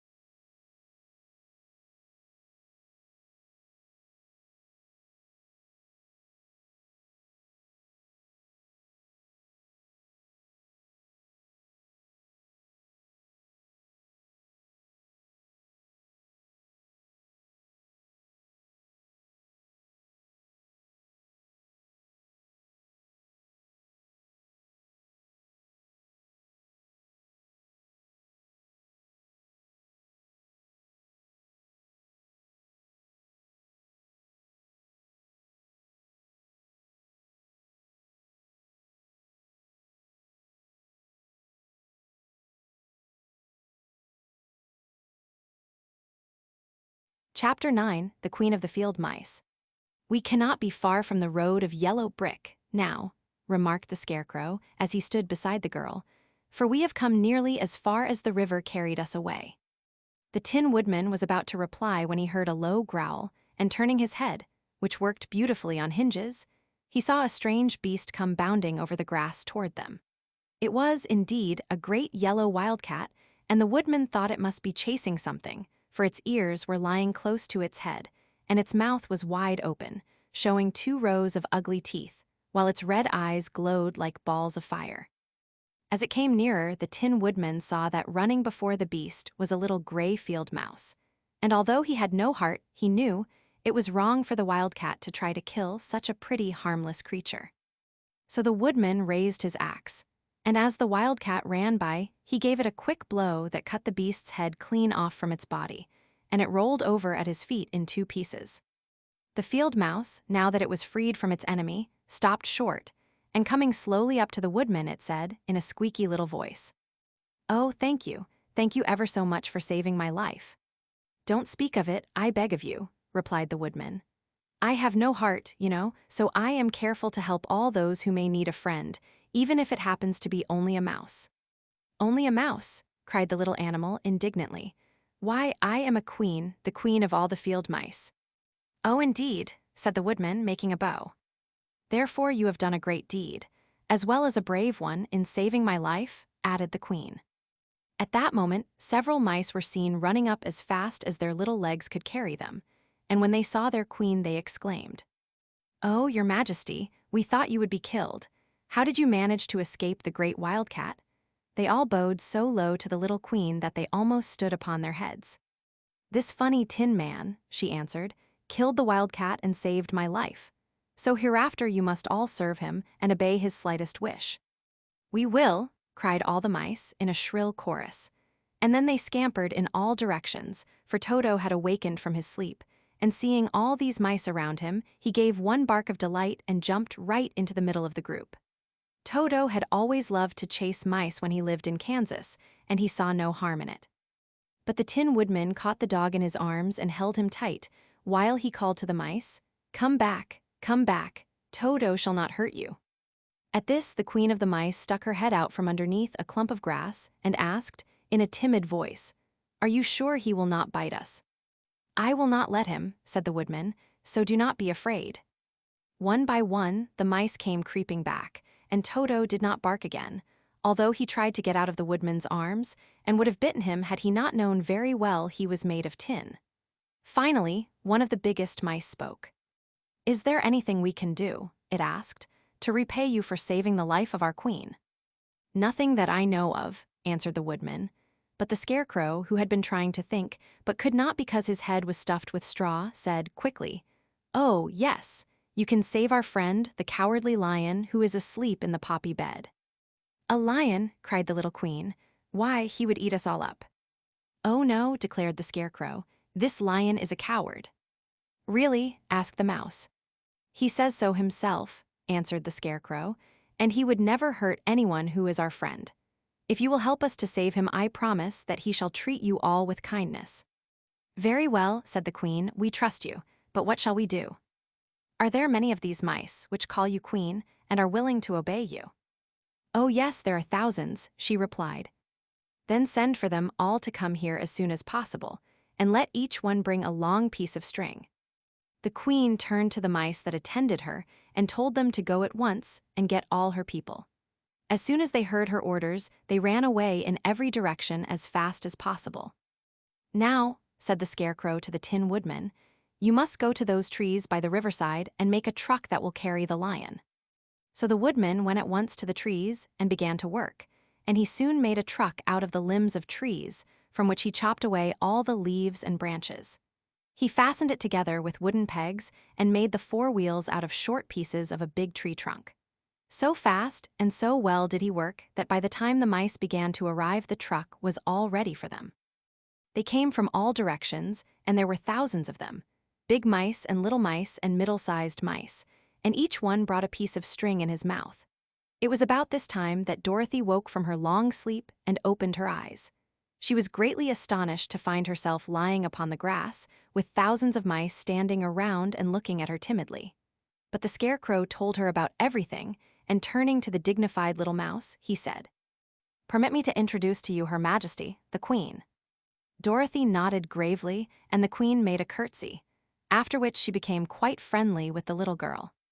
The Scarecrow and the Woodman now began to fasten the mice to the truck, using the strings they had brought. One end of a string was tied around the neck of each mouse, and the other end to the truck. Of course, the truck was 1,000 times bigger than any of the mice who were to draw it.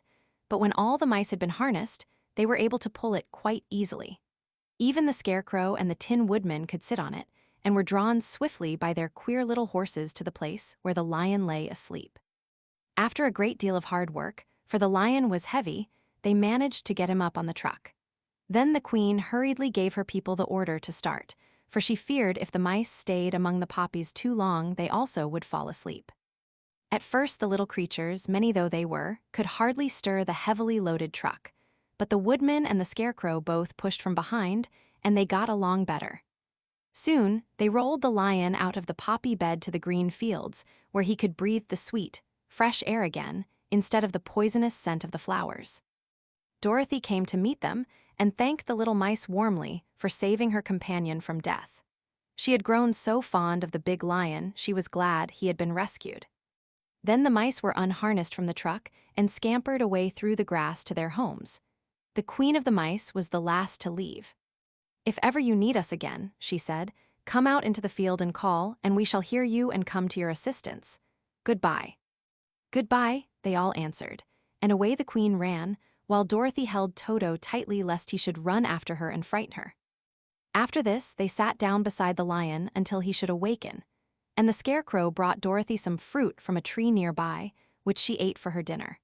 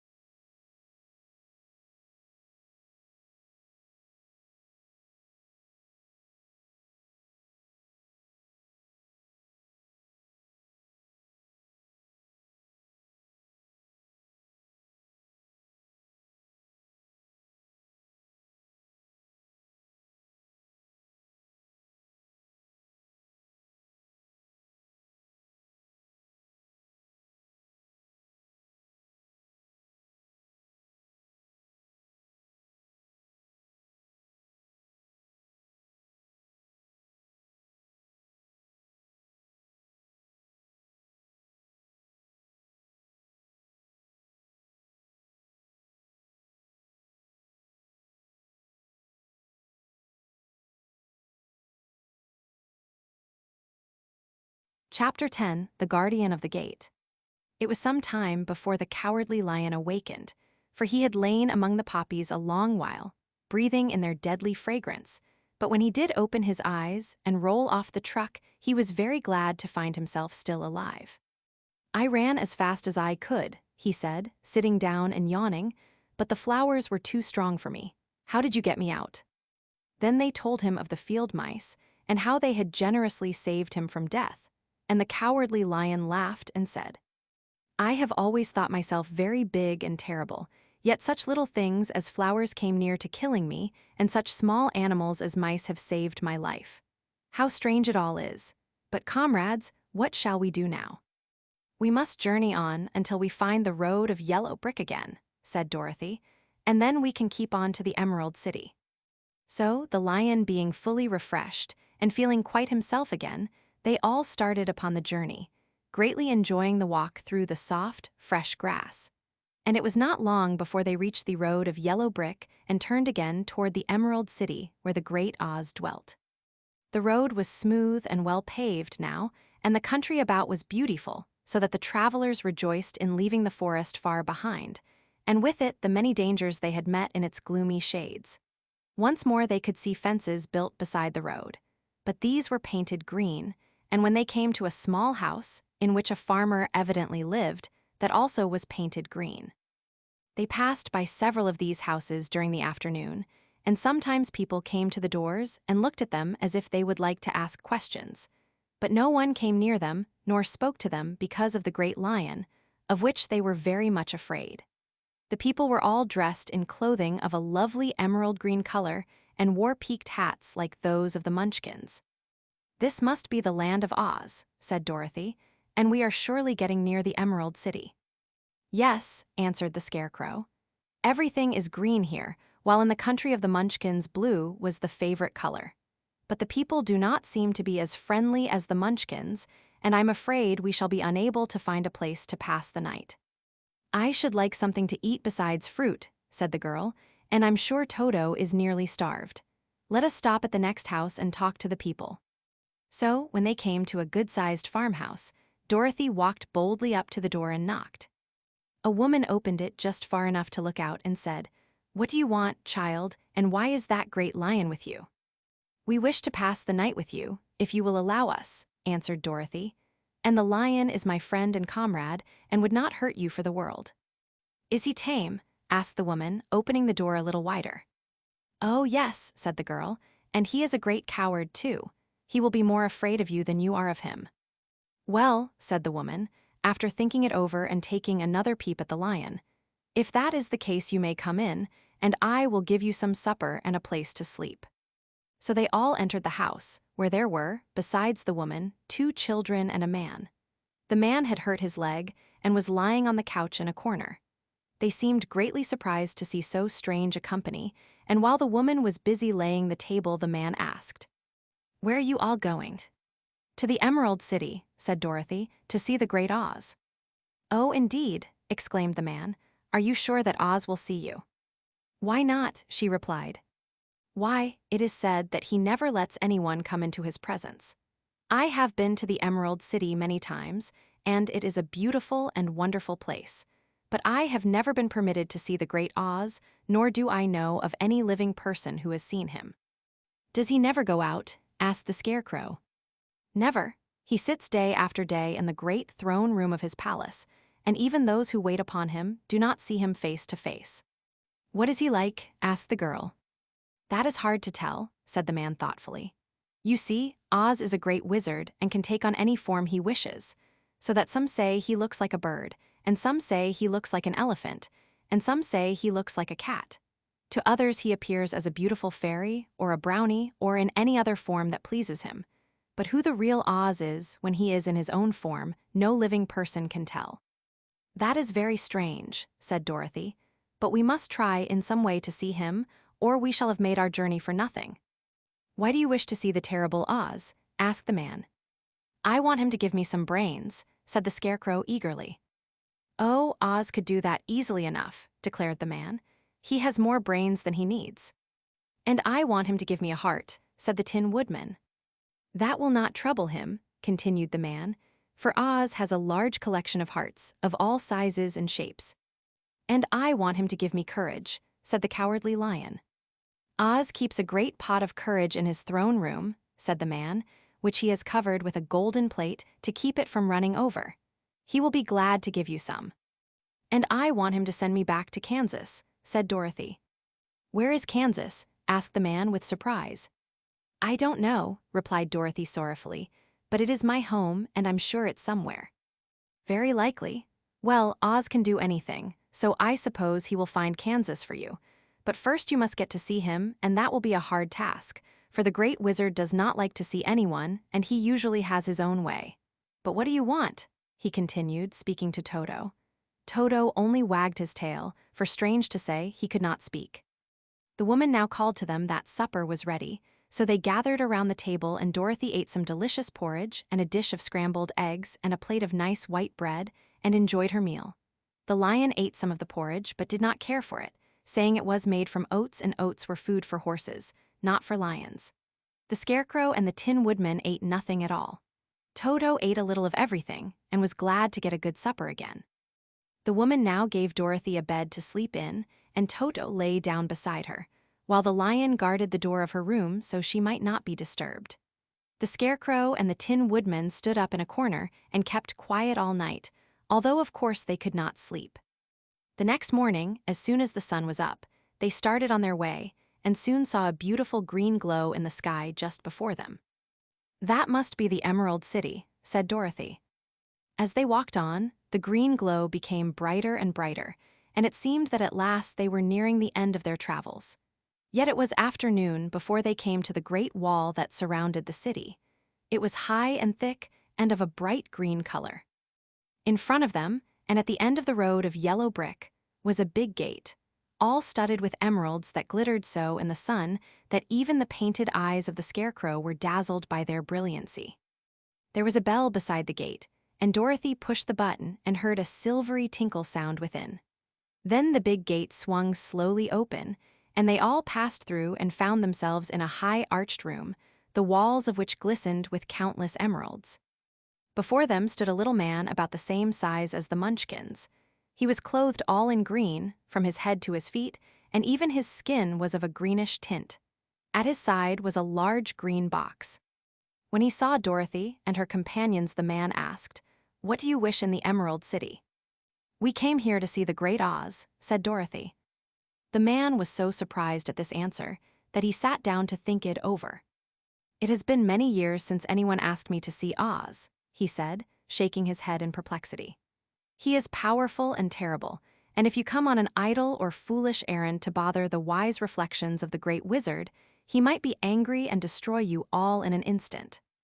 "But it is not a foolish errand, nor an idle one," replied the Scarecrow.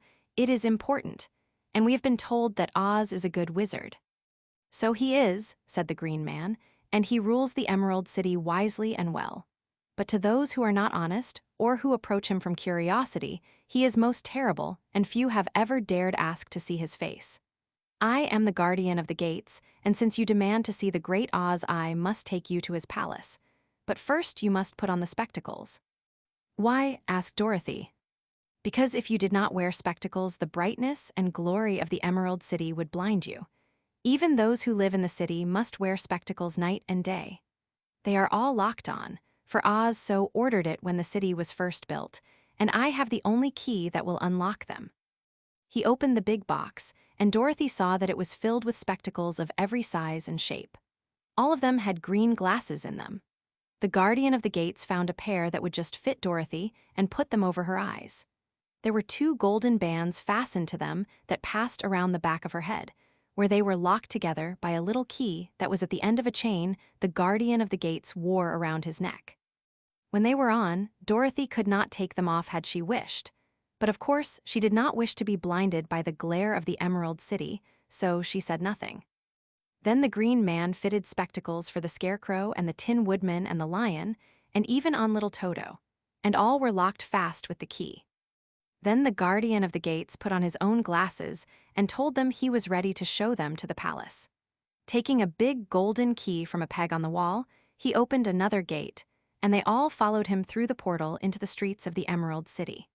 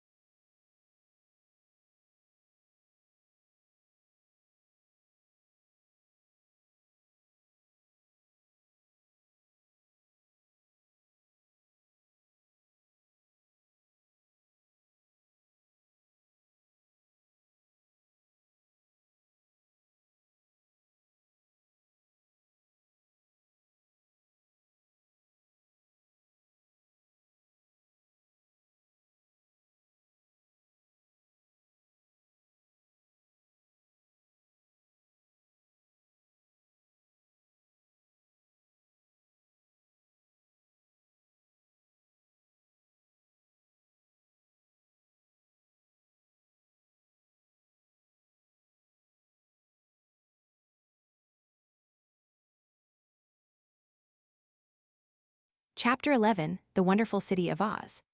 Even with eyes protected by the green spectacles, Dorothy and her friends were at first dazzled by the brilliancy of the wonderful city. The streets were lined with beautiful houses, all built of green marble and studded everywhere with sparkling emeralds. They walked over a pavement of the same green marble, and where the blocks were joined together were rows of emeralds, set closely and glittering in the brightness of the sun. The window panes were of green glass. Even the sky above the city had a green tint, and the rays of the sun were green. There were many people, men, women, and children, walking about, and these were all dressed in green clothes and had greenish skins. They looked at Dorothy and her strangely assorted company with wondering eyes, and the children all ran away and hid behind their mothers when they saw the lion, but no one spoke to them. Many shops stood in the street, and Dorothy saw that everything in them was green. Green candy and green popcorn were offered for sale, as well as green shoes, green hats, and green clothes of all sorts. At one place a man was selling green lemonade, and when the children bought it, Dorothy could see that they paid for it with green pennies. There seemed to be no horses nor animals of any kind. The men carried things around in little green carts, which they pushed before them. Everyone seemed happy and contented and prosperous. The guardian of the gates led them through the streets until they came to a big building, exactly in the middle of the city, which was the Palace of Oz, the Great Wizard. There was a soldier before the door, dressed in a green uniform and wearing a long green beard. "Here are strangers," said the guardian of the gates to him, "and they demand to see the Great Oz." "Step inside," answered the soldier, "and I will carry your message to him." So they passed through the palace gates and were led into a big room with a green carpet and lovely green furniture set with emeralds. The soldier made them all wipe their feet upon a green mat before entering this room, and when they were seated, he said politely, "Please make yourselves comfortable while I go to the door of the throne room and tell Oz you are here." They had to wait a long time before the soldier returned. When, at last, he came back, Dorothy asked, "Have you seen Oz?" "Oh, no," returned the soldier. "I have never seen him, but I spoke to him as he sat behind his screen and gave him your message. He said he will grant you an audience if you so desire, but each one of you must enter his presence alone, and he will admit but one each day. Therefore, as you must remain in the palace for several days, I will have you shown to rooms where you may rest in comfort after your journey." "Thank you," replied the girl. "That is very kind of Oz." The soldier now blew upon a green whistle, and at once a young girl, dressed in a pretty green silk gown, entered the room. She had lovely green hair and green eyes, and she bowed low before Dorothy as she said, "Follow me and I will show you your room." So Dorothy said goodbye to all her friends except Toto, and taking the dog in her arms followed the green girl through 7 passages and up 3 flights of stairs until they came to a room at the front of the palace. It was the sweetest little room in the world, with a soft, comfortable bed that had sheets of green silk and a green velvet counterpane. There was a tiny fountain in the middle of the room that shot a spray of green perfume into the air to fall back into a beautifully carved green marble basin. Beautiful green flowers stood in the windows, and there was a shelf with a row of little green books. When Dorothy had time to open these books, she found them full of queer green pictures that made her laugh. They were so funny. In a wardrobe were many green dresses, made of silk and satin and velvet, and all of them fitted Dorothy exactly. "Make yourself perfectly at home," said the green girl, "and if you wish for anything, ring the bell. Oz will send for you tomorrow morning." She left Dorothy alone and went back to the others. These she also led to rooms, and each one of them found himself lodged in a very pleasant part of the palace.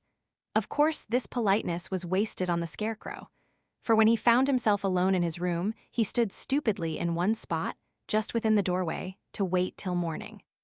It would not rest him to lie down, and he could not close his eyes, so he remained all night staring at a little spider which was weaving its web in a corner of the room, just as if it were not one of the most wonderful rooms in the world. The Tin Woodman lay down on his bed from force of habit, for he remembered when he was made of flesh. But not being able to sleep, he passed the night moving his joints up and down to make sure they kept in good working order. The lion would have preferred a bed of dried leaves in the forest, and did not like being shut up in a room. But he had too much sense to let this worry him, so he sprang upon the bed and rolled himself up like a cat and purred himself asleep in a minute. The next morning, after breakfast, the Green Maiden came to fetch Dorothy, and she dressed her in one of the prettiest gowns, made of green brocaded satin. Dorothy put on a green silk apron and tied a green ribbon around Toto's neck, and they started for the throne room of the Great Oz. First they came to a great hall in which were many ladies and gentlemen of the court, all dressed in rich costumes. These people had nothing to do but talk to each other, but they always came to wait outside the throne room every morning, although they were never permitted to see Oz. As Dorothy entered, they looked at her curiously, and one of them whispered, "Are you really going to look upon the face of Oz the Terrible?" "Of course," answered the girl, "if he will see me." "Oh, he will see you," said the soldier who had taken her message to the wizard, "although he does not like to have people ask to see him. Indeed, at first he was angry and said I should send you back where you came from. Then he asked me what you looked like, and when I mentioned your silver shoes, he was very much interested. At last, I told him about the mark upon your forehead, and he decided he would admit you to his presence." Just then a bell rang, and the green girl said to Dorothy, "That is the signal. You must go into the throne room alone." She opened a little door, and Dorothy walked boldly through and found herself in a wonderful place. It was a big, round room with a high arched roof, and the walls and ceiling and floor were covered with large emeralds set closely together. In the center of the roof was a great light, as bright as the sun, which made the emeralds sparkle in a wonderful manner. But what interested Dorothy most was the big throne of green marble that stood in the middle of the room. It was shaped like a chair and sparkled with gems, as did everything else. In the center of the chair was an enormous head, without a body to support it or any arms or legs whatever. There was no hair upon this head, but it had eyes and a nose and mouth, and was much bigger than the head of the biggest giant. As Dorothy gazed upon this in wonder and fear, the eyes turned slowly and looked at her sharply and steadily. Then the mouth moved, and Dorothy heard a voice say, "I am Oz the Great and Terrible. Who are you, and why do you seek me?" It was not such an awful voice as she had expected to come from the big head, so she took courage and answered, "I am Dorothy, the small and meek. I have come to you for help." The eyes looked at her thoughtfully for a full minute, then said the voice, "Where did you get the silver shoes?" "I got them from the Wicked Witch of the East, when my house fell on her and killed her," she replied. "Where did you get the mark upon your forehead?" continued the voice.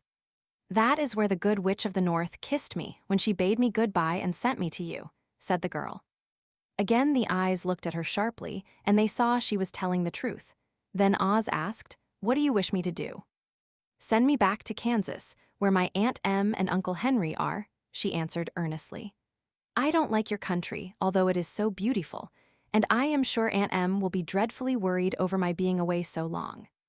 The eyes winked 3 times, and then they turned up to the ceiling and down to the floor and rolled around so queerly that they seemed to see every part of the room.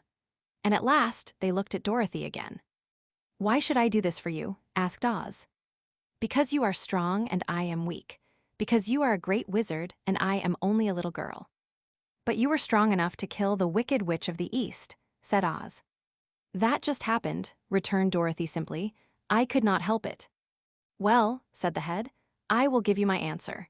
You have no right to expect me to send you back to Kansas unless you do something for me in return. In this country, everyone must pay for everything he gets. If you wish me to use my magic power to send you home again, you must do something for me first. Help me and I will help you."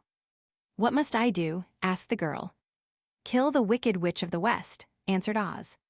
"But I cannot," exclaimed Dorothy, greatly surprised. "You killed the Witch of the East, and you wear the silver shoes, which bear a powerful charm. There is now but one wicked witch left in all this land, and when you can tell me she is dead, I will send you back to Kansas, but not before." The little girl began to weep, she was so much disappointed, and the eyes winked again and looked upon her anxiously, as if the great Oz felt that she could help him if she would. "I never killed anything willingly," she sobbed.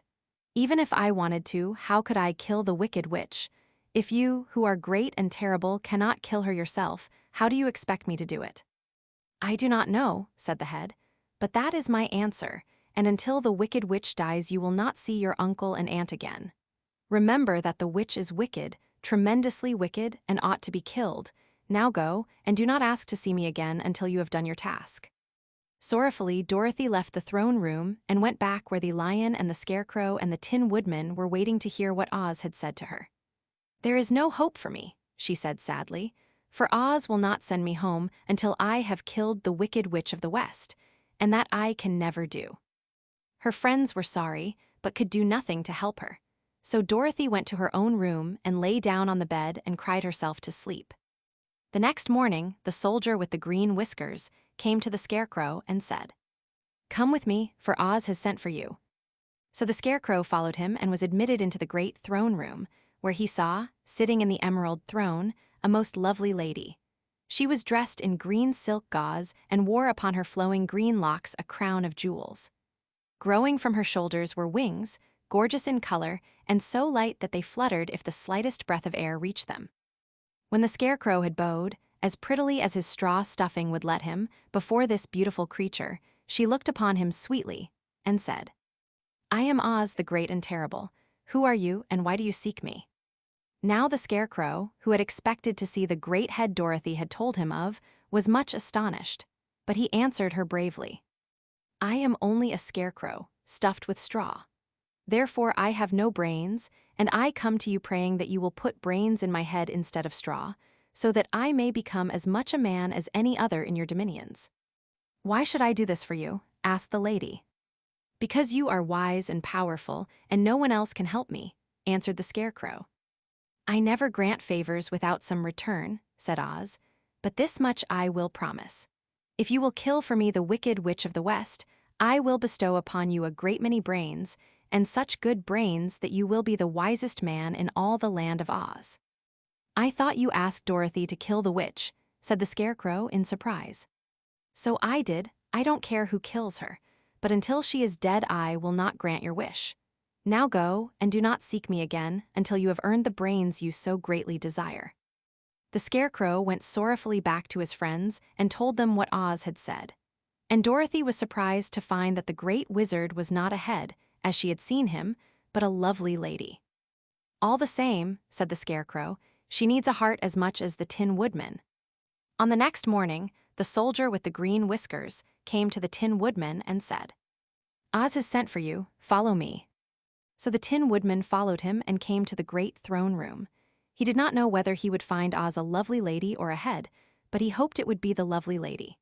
"For," he said to himself, "if it is the head, I am sure I shall not be given a heart, since a head has no heart of its own and therefore cannot feel for me. But if it is the lovely lady, I shall beg hard for a heart, for all ladies are themselves said to be kindly-hearted."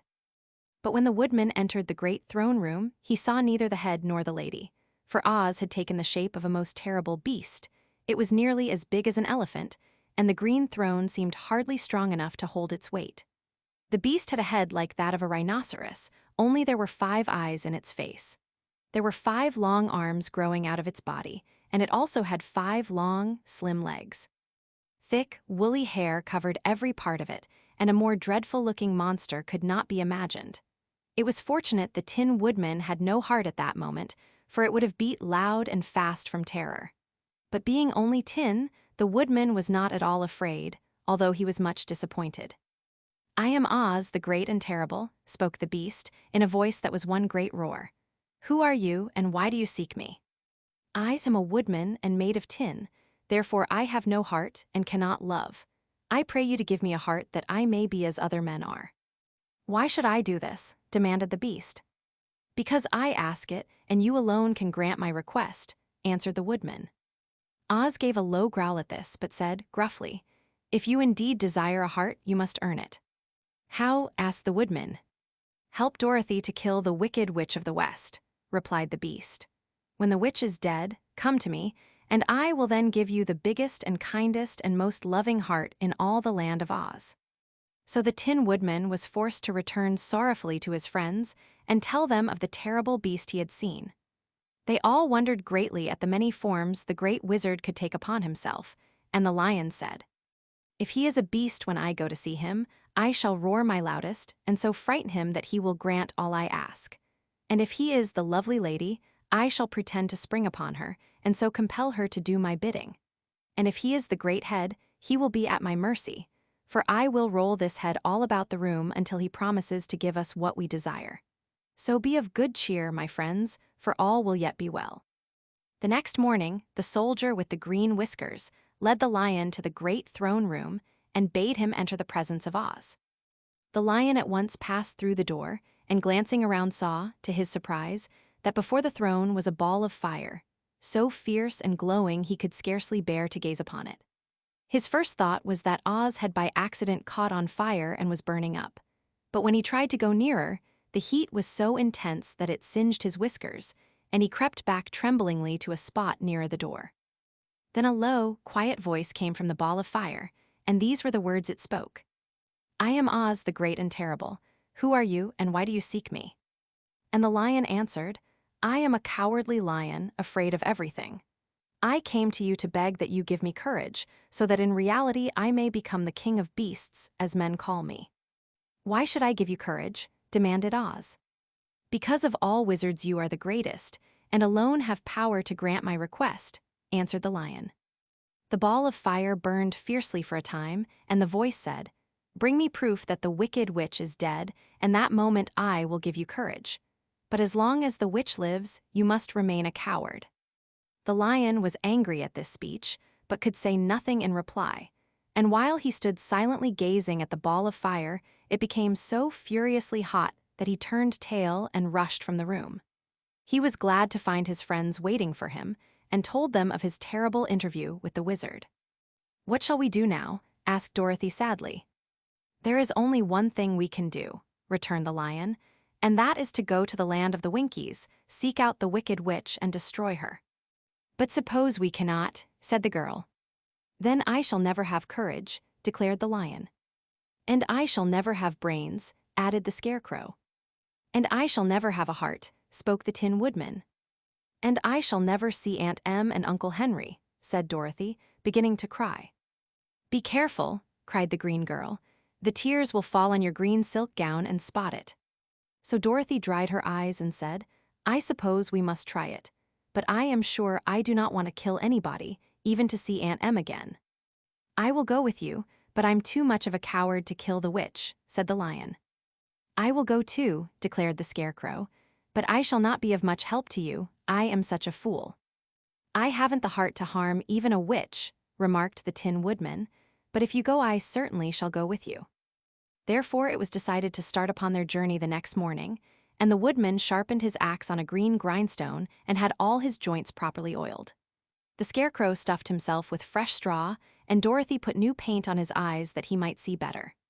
The green girl, who was very kind to them, filled Dorothy's basket with good things to eat, and fastened a little bell around Toto's neck with a green ribbon. They went to bed quite early and slept soundly until daylight, when they were awakened by the crowing of a green cock that lived in the backyard of the palace, and the cackling of a hen that had laid a green egg.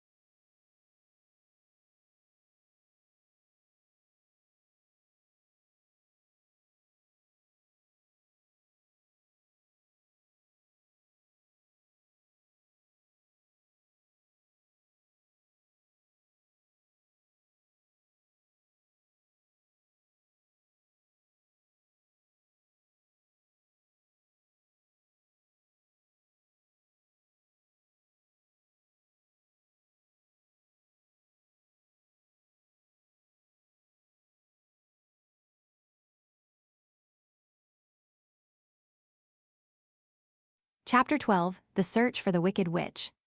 The soldier with the green whiskers led them through the streets of the Emerald City until they reached the room where the guardian of the gates lived.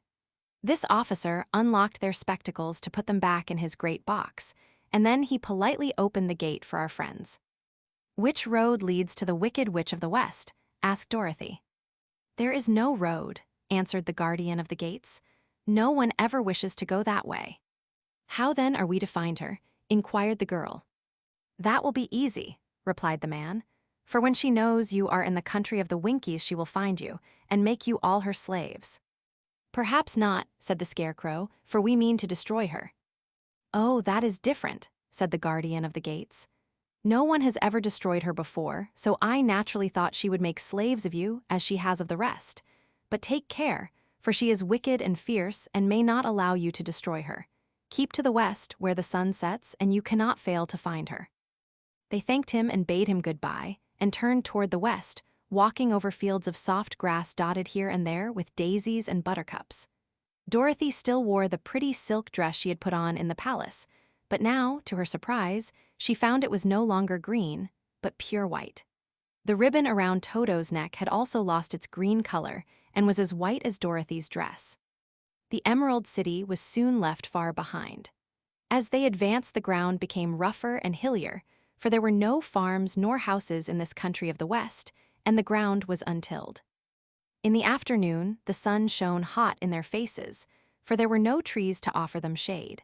So that before night Dorothy and Toto and the lion were tired, and lay down upon the grass and fell asleep, with the Woodman and the Scarecrow keeping watch. Now the Wicked Witch of the West had but one eye, yet that was as powerful as a telescope, and could see everywhere. So, as she sat in the door of her castle, she happened to look around and saw Dorothy lying asleep, with her friends all about her. They were a long distance off, but the Wicked Witch was angry to find them in her country, so she blew upon a silver whistle that hung around her neck. At once there came running to her from all directions a pack of great wolves. They had long legs and fierce eyes and sharp teeth. "Go to those people," said the witch, "and tear them to pieces." "Are you not going to make them your slaves?" asked the leader of the wolves. "No," she answered. "One is of tin and one of straw, one is a girl and another a lion. None of them is fit to work, so you may tear them into small pieces." "Very well," said the wolf, and he dashed away at full speed, followed by the others. It was lucky the Scarecrow and the Woodman were wide awake and heard the wolves coming. "This is my fight," said the Woodman, "so get behind me and I will meet them as they come." He seized his axe, which he had made very sharp, and as the leader of the wolves came on, the Tin Woodman swung his arm and chopped the wolf's head from its body, so that it immediately died. As soon as he could raise his axe, another wolf came up, and he also fell under the sharp edge of the Tin Woodman's weapon. There were 40 wolves, and 40 times a wolf was killed, so that at last they all lay dead in a heap before the Woodman. Then he put down his axe and sat beside the Scarecrow, who said, "It was a good fight, friend." They waited until Dorothy awoke the next morning. The little girl was quite frightened when she saw the great pile of shaggy wolves, but the Tin Woodman told her all. She thanked him for saving them and sat down to breakfast, after which they started again upon their journey. Now this same morning, the Wicked Witch came to the door of her castle and looked out with her one eye that could see far off. She saw all her wolves lying dead, and the strangers still traveling through her country. This made her angrier than before, and she blew her silver whistle twice. Straightway a great flock of wild crows came flying toward her, enough to darken the sky. And the Wicked Witch said to the King Crow, "Fly at once to the strangers, peck out their eyes and tear them to pieces." The wild crows flew in one great flock toward Dorothy and her companions. When the little girl saw them coming, she was afraid. But the Scarecrow said, "This is my battle, so lie down beside me, and you will not be harmed." So they all lay upon the ground except the Scarecrow, and he stood up and stretched out his arms. And when the crows saw him, they were frightened, as these birds always are by scarecrows, and did not dare to come any nearer. But the King Crow said, "It is only a stuffed man. I will peck his eyes out." The King Crow flew at the Scarecrow, who caught it by the head and twisted its neck until it died. And then another crow flew at him, and the Scarecrow twisted its neck also. There were 40 crows, and 40 times the Scarecrow twisted a neck, until at last all were lying dead beside him. Then he called to his companions to rise, and again they went upon their journey. When the Wicked Witch looked out again and saw all her crows lying in a heap, she got into a terrible rage, and blew 3 times upon her silver whistle. Forthwith there was heard a great buzzing in the air, and a swarm of black bees came flying toward her. "Go to the strangers and sting them to death," commanded the witch, and the bees turned and flew rapidly until they came to where Dorothy and her friends were walking. But the Woodman had seen them coming, and the Scarecrow had decided what to do. "Take out my straw and scatter it over the little girl and the dog and the lion," he said to the woodman, "and the bees cannot sting them." This the woodman did, and as Dorothy lay close beside the lion and held Toto in her arms, the straw covered them entirely. The bees came and found no one but the woodman to sting, so they flew at him and broke off all their stings against the tin, without hurting the woodman at all. And as bees cannot live when their stings are broken, that was the end of the black bees, and they lay scattered thick about the woodman, like little heaps of fine coal. Then Dorothy and the lion got up, and the girl helped the Tin Woodman put the straw back into the Scarecrow again, until he was as good as ever. So they started upon their journey once more. The Wicked Witch was so angry when she saw her black bees in little heaps like fine coal that she stamped her foot and tore her hair and gnashed her teeth. And then she called a dozen of her slaves, who were the Winkies, and gave them sharp spears, telling them to go to the strangers and destroy them. The Winkies were not a brave people, but they had to do as they were told. So they marched away until they came near to Dorothy. Then the lion gave a great roar and sprang towards them, and the poor Winkies were so frightened that they ran back as fast as they could. When they returned to the castle, the Wicked Witch beat them well with a strap and sent them back to their work, after which she sat down to think what she should do next. She could not understand how all her plans to destroy these strangers had failed, but she was a powerful witch as well as a wicked one, and she soon made up her mind how to act. There was in her cupboard a golden cap with a circle of diamonds and rubies running round it. This golden cap had a charm. Whoever owned it could call 3 times upon the winged monkeys, who would obey any order they were given. But no person could command these strange creatures more than 3 times. Twice already, the Wicked Witch had used the charm of the cap. Once was when she had made the Winkies her slaves and set herself to rule over their country. The winged monkeys had helped her do this. The second time was when she had fought against the great Oz himself and driven him out of the land of the West. The winged monkeys had also helped her in doing this. Only once more could she use this golden cap, for which reason she did not like to do so until all her other powers were exhausted. But now that her fierce wolves and her wild crows and her stinging bees were gone, and her slaves had been scared away by the cowardly lion, she saw there was only one way left to destroy Dorothy and her friends. So the Wicked Witch took the golden cap from her cupboard and placed it upon her head. Then she stood upon her left foot and said, slowly, "Epi pepi kaki." Next she stood upon her right foot and said, "Hillo hallo hello." After this she stood upon both feet and cried in a loud voice, "Zizai zazizik." Now the charm began to work. The sky was darkened, and a low rumbling sound was heard in the air. There was a rushing of many wings, a great chattering and laughing, and the sun came out of the dark sky to show the Wicked Witch surrounded by a crowd of monkeys, each with a pair of immense and powerful wings on his shoulders. One, much bigger than the others, seemed to be their leader. He flew close to the witch and said, "You have called us for the 3rd and last time. What do you command?" "Go to the strangers who are within my land and destroy them all except the lion," said the Wicked Witch. "Bring that beast to me, for I have a mind to harness him like a horse and make him work." "Your commands shall be obeyed," said the leader.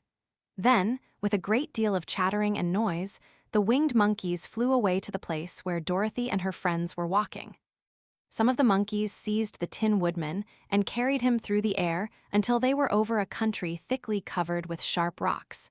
Here they dropped the poor woodman, who fell a great distance to the rocks, where he lay so battered and dented that he could neither move nor groan. Others of the monkeys caught the Scarecrow, and with their long fingers pulled all of the straw out of his clothes and head. They made his hat and boots and clothes into a small bundle and threw it into the top branches of a tall tree. The remaining monkeys threw pieces of stout rope around the lion and wound many coils about his body and head and legs, until he was unable to bite or scratch or struggle in any way. Then they lifted him up and flew away with him to the witch's castle, where he was placed in a small yard with a high iron fence around it, so that he could not escape. But Dorothy they did not harm at all. She stood, with Toto in her arms, watching the sad fate of her comrades and thinking it would soon be her turn. The leader of the winged monkeys flew up to her, his long, hairy arms stretched out and his ugly face grinning terribly. But he saw the mark of the good witch's kiss upon her forehead and stopped short, motioning the others not to touch her. "We dare not harm this little girl," he said to them, "for she is protected by the power of good, and that is greater than the power of evil. All we can do is to carry her to the castle of the wicked witch and leave her there." So, carefully and gently, they lifted Dorothy in their arms and carried her swiftly through the air until they came to the castle, where they set her down upon the front doorstep. Then the leader said to the witch, "We have obeyed you as far as we were able. The Tin Woodman and the Scarecrow are destroyed, and the lion is tied up in your yard. The little girl we dare not harm, nor the dog she carries in her arms. Your power over our band is now ended, and you will never see us again." Then all the winged monkeys, with much laughing and chattering and noise, flew into the air and were soon out of sight. The wicked witch was both surprised and worried when she saw the mark on Dorothy's forehead, for she knew well that neither the winged monkeys nor she, herself, dare hurt the girl in any way. She looked down at Dorothy's feet and, seeing the silver shoes, began to tremble with fear, for she knew what a powerful charm belonged to them. At first the witch was tempted to run away from Dorothy, but she happened to look into the child's eyes and saw how simple the soul behind them was, and that the little girl did not know of the wonderful power the silver shoes gave her. So the wicked witch laughed to herself and thought, "I can still make her my slave, for she does not know how to use her power." Then she said to Dorothy, harshly and severely, "Come with me, and see that you mind everything I tell you, for if you do not I will make an end of you, as I did of the Tin Woodman and the Scarecrow." Dorothy followed her through many of the beautiful rooms in her castle, until they came to the kitchen, where the witch bade her clean the pots and kettles and sweep the floor and keep the fire fed with wood. Dorothy went to work meekly, with her mind made up to work as hard as she could, for she was glad the wicked witch had decided not to kill her. With Dorothy hard at work, the witch thought she would go into the courtyard and harness the cowardly lion like a horse. It would amuse her, she was sure, to make him draw her chariot whenever she wished to go to drive. But as she opened the gate, the lion gave a loud roar and bounded at her so fiercely that the witch was afraid and ran out and shut the gate again. "If I cannot harness you," said the witch to the lion, speaking through the bars of the gate, "I can starve you.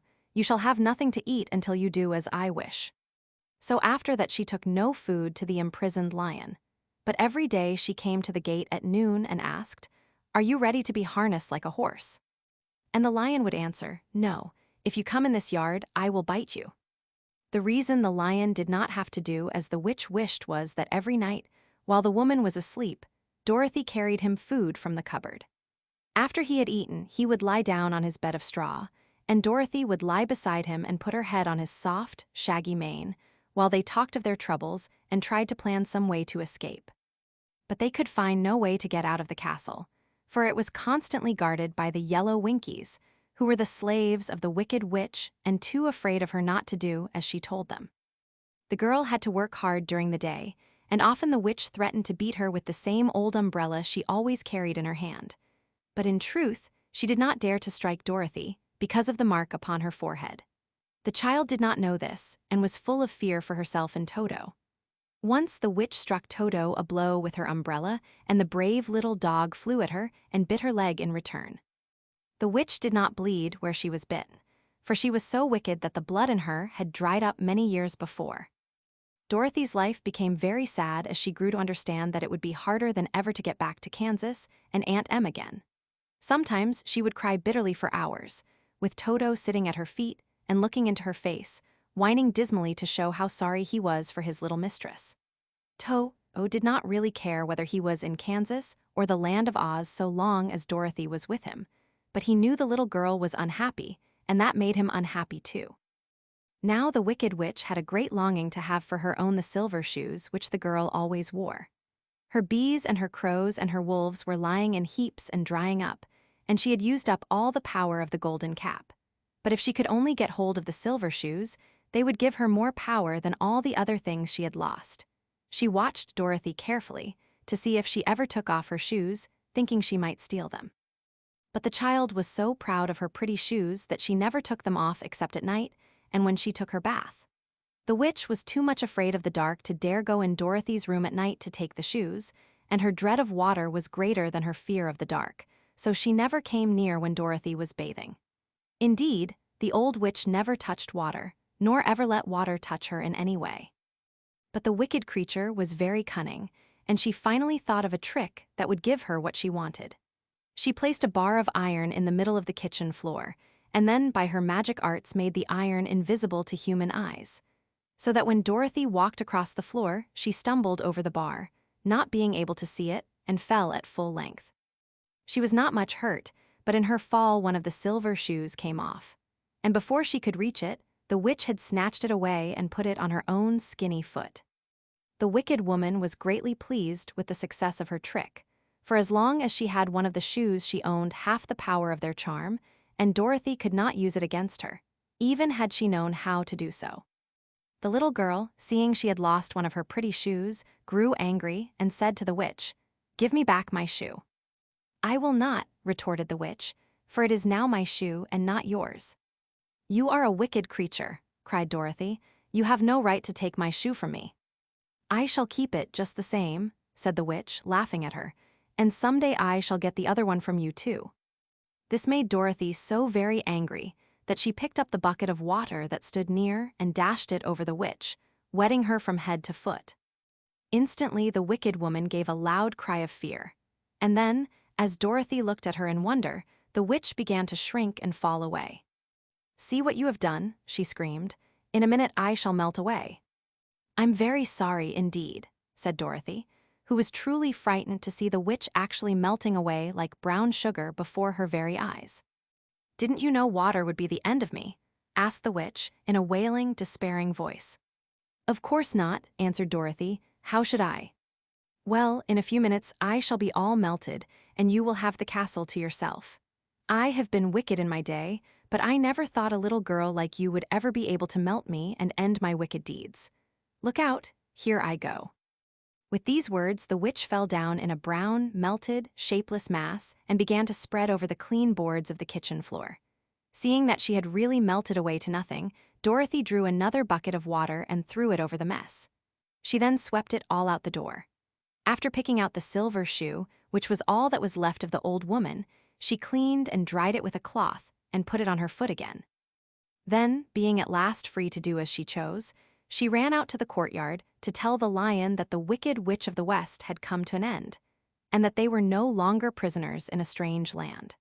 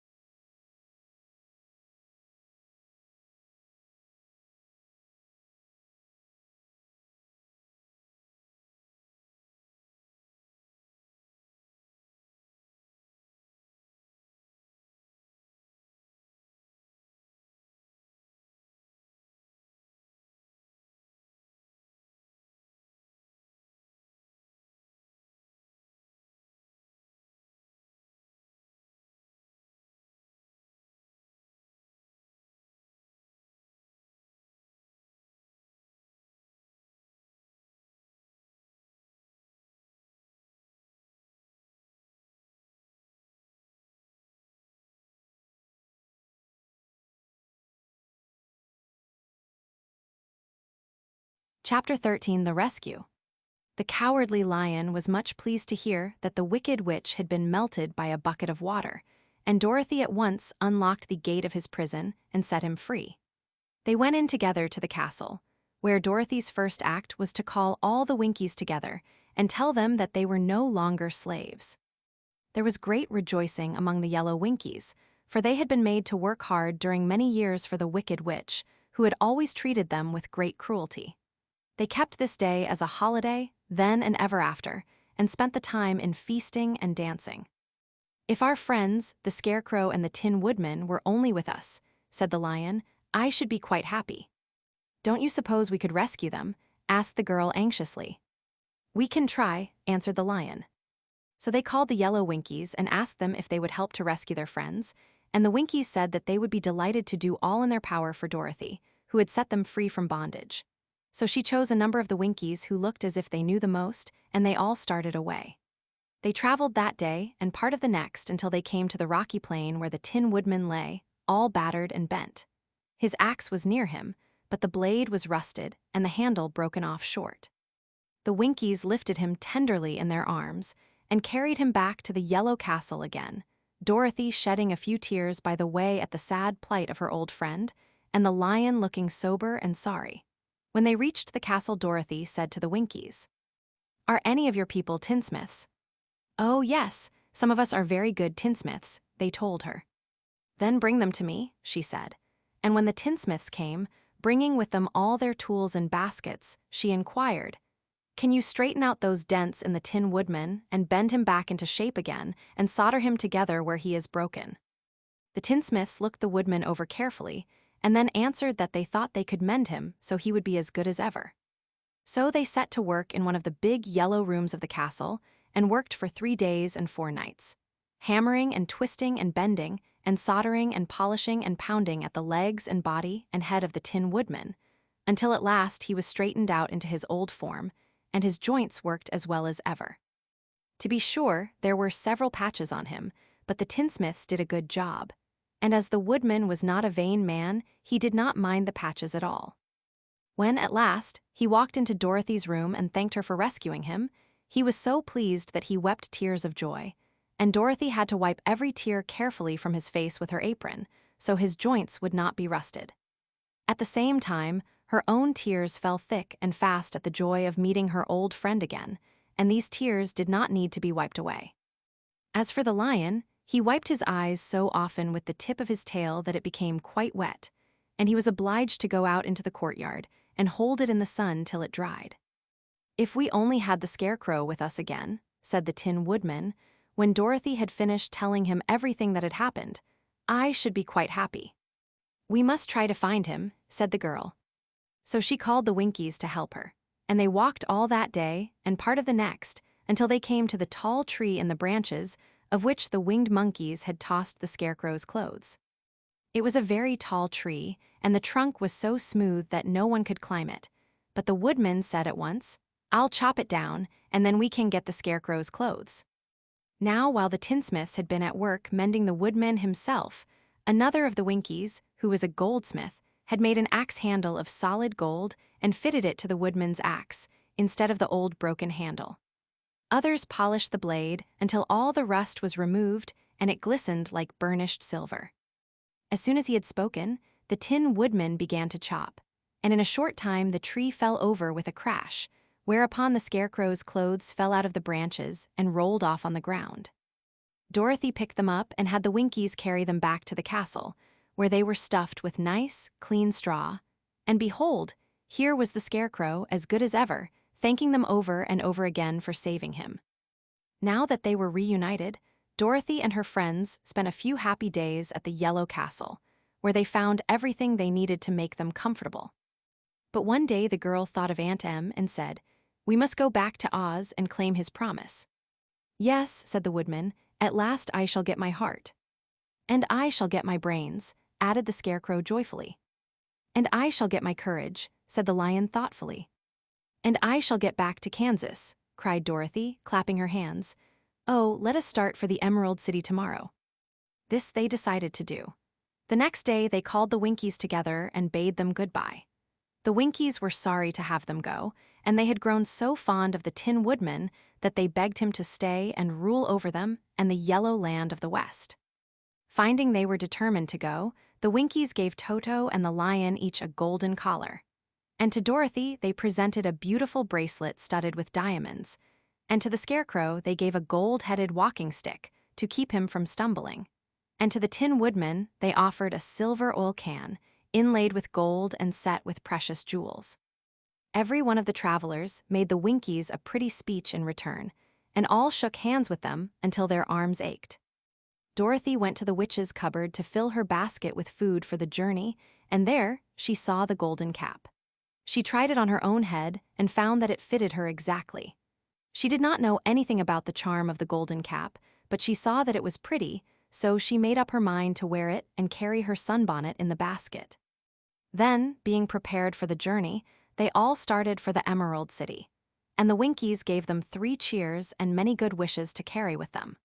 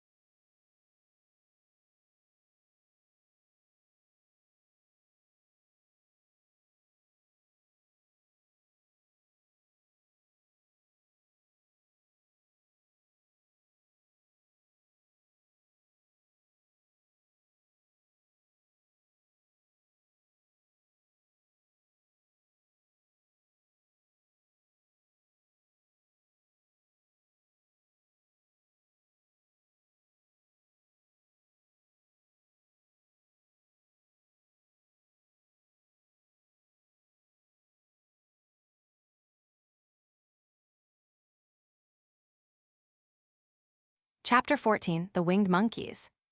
You will remember there was no road, not even a pathway, between the castle of the Wicked Witch and the Emerald City. When the 4 travelers went in search of the witch, she had seen them coming, and so sent the winged monkeys to bring them to her. It was much harder to find their way back through the big fields of buttercups and yellow daisies than it was being carried. They knew, of course, they must go straight east, toward the rising sun, and they started off in the right way. But at noon, when the sun was over their heads, they did not know which was east and which was west, and that was the reason they were lost in the great fields. They kept on walking, however, and at night the moon came out and shone brightly. So they lay down among the sweet-smelling yellow flowers and slept soundly until morning, all but the Scarecrow and the Tin Woodman. The next morning the sun was behind a cloud, but they started on, as if they were quite sure which way they were going. "If we walk far enough," said Dorothy, "I am sure we shall sometime come to some place." But day by day passed away, and they still saw nothing before them but the scarlet fields. The Scarecrow began to grumble a bit. "We have surely lost our way," he said, "and unless we find it again in time to reach the Emerald City, I shall never get my brains." "Nor I my heart," declared the Tin Woodman. "It seems to me I can scarcely wait till I get to Oz, and you must admit this is a very long journey."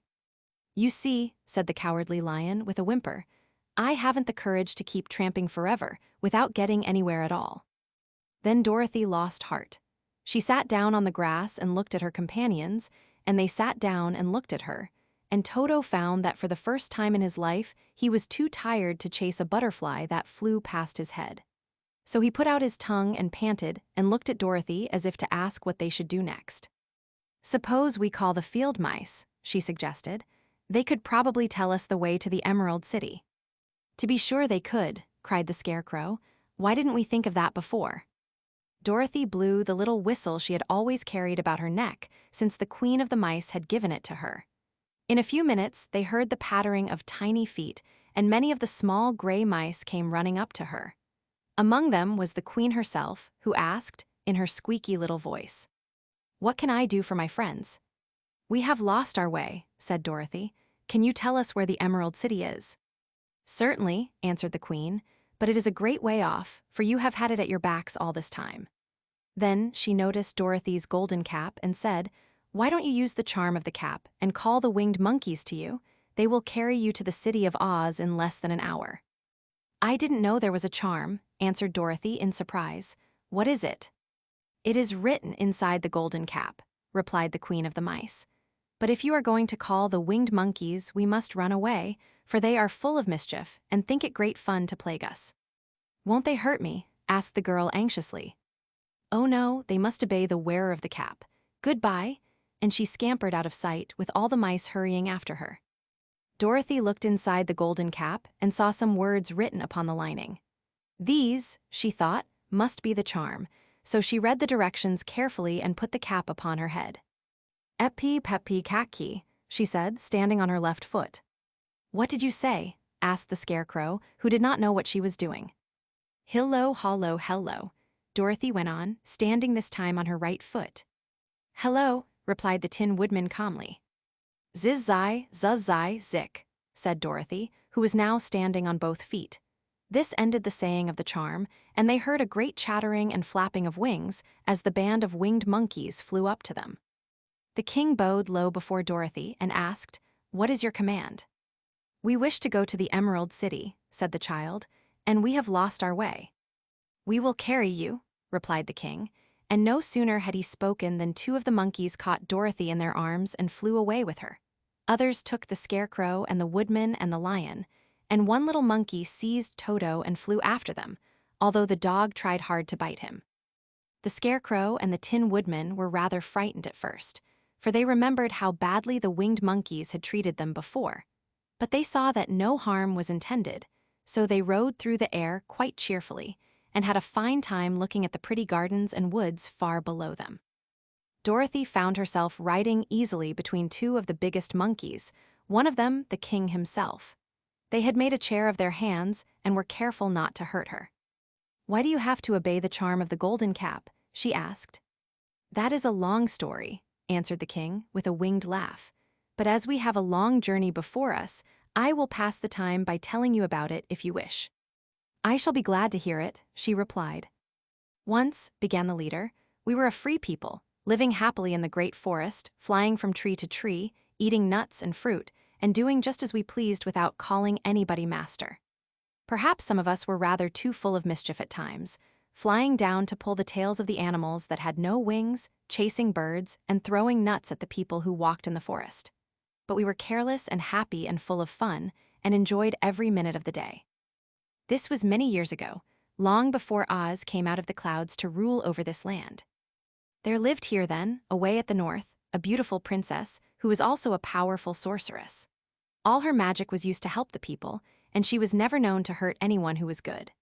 Her name was Gayelette, and she lived in a handsome palace built from great blocks of ruby. Everyone loved her, but her greatest sorrow was that she could find no one to love in return, since all the men were much too stupid and ugly to mate with one so beautiful and wise. At last, however, she found a boy who was handsome and manly and wise beyond his years. Gayelette made up her mind that, when he grew to be a man, she would make him her husband, so she took him to her ruby palace and used all her magic powers to make him as strong and good and lovely as any woman could wish. When he grew to manhood, Quelala, as he was called, was said to be the best and wisest man in all the land, while his manly beauty was so great that Gayelette loved him dearly and hastened to make everything ready for the wedding. My grandfather was at that time the king of the winged monkeys, which lived in the forest near Gayelette's palace, and the old fellow loved a joke better than a good dinner. One day, just before the wedding, my grandfather was flying out with his band when he saw Quelala walking beside the river. He was dressed in a rich costume of pink silk and purple velvet, and my grandfather thought he would see what he could do. At his word, the band flew down and seized Quelala, carried him in their arms until they were over the middle of the river, and then dropped him into the water.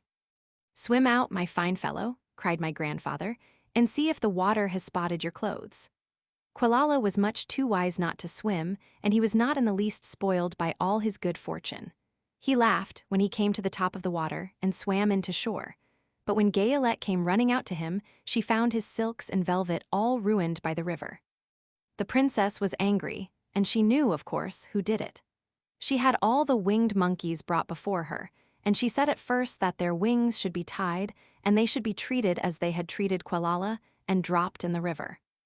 But my grandfather pleaded hard, for he knew the monkeys would drown in the river with their wings tied, and Quelala said a kind word for them also, so that Gayelette finally spared them, on condition that the winged monkeys should ever after do 3 times the bidding of the owner of the golden cap. This cap had been made for a wedding present to Quelala, and it is said to have cost the princess half her kingdom. Of course, my grandfather and all the other monkeys at once agreed to the condition, and that is how it happens that we are 3 times the slaves of the owner of the golden cap, whosoever he may be. "And what became of them?" asked Dorothy, who had been greatly interested in the story. "Quelala being the first owner of the golden cap," replied the monkey. "He was the first to lay his wishes upon us. As his bride could not bear the sight of us, he called us all to him in the forest after he had married her, and ordered us always to keep where she could never again set eyes on a winged monkey, which we were glad to do, for we were all afraid of her. This was all we ever had to do, until the golden cap fell into the hands of the wicked witch of the West, who made us enslave the Winkies, and afterward drive Oz himself out of the land of the West. Now the golden cap is yours, and 3 times you have the right to lay your wishes upon us." As the Monkey King finished his story, Dorothy looked down and saw the green, shining walls of the Emerald City before them. She wondered at the rapid flight of the monkeys, but was glad the journey was over. The strange creatures set the travelers down carefully before the gate of the city. The king bowed low to Dorothy, and then flew swiftly away, followed by all his band. "That was a good ride," said the little girl. "Yes, and a quick way out of our troubles," replied the lion. "How lucky it was you brought away that wonderful cap."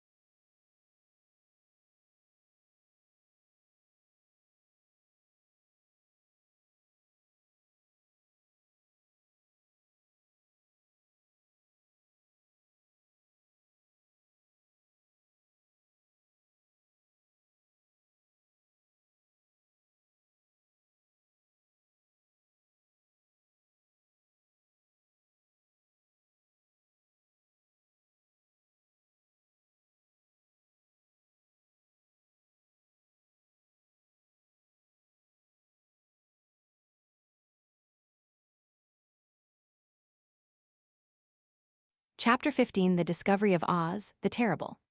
The 4 travelers walked up to the great gate of Emerald City and rang the bell. After ringing several times, it was opened by the same guardian of the gates they had met before. "What, are you back again?" he asked in surprise. "Do you not see us?" answered the Scarecrow. "But I thought you had gone to visit the Wicked Witch of the West." "We did visit her," said the Scarecrow. "And she let you go again?" asked the man in wonder. "She could not help it, for she is melted," explained the Scarecrow. "Melted? Well, that is good news indeed," said the man. "Who melted her?" "It was Dorothy," said the lion gravely. "Good gracious!" exclaimed the man, and he bowed very low indeed before her. Then he led them into his little room and locked the spectacles from the great box on all their eyes, just as he had done before. Afterward they passed on through the gate into the Emerald City.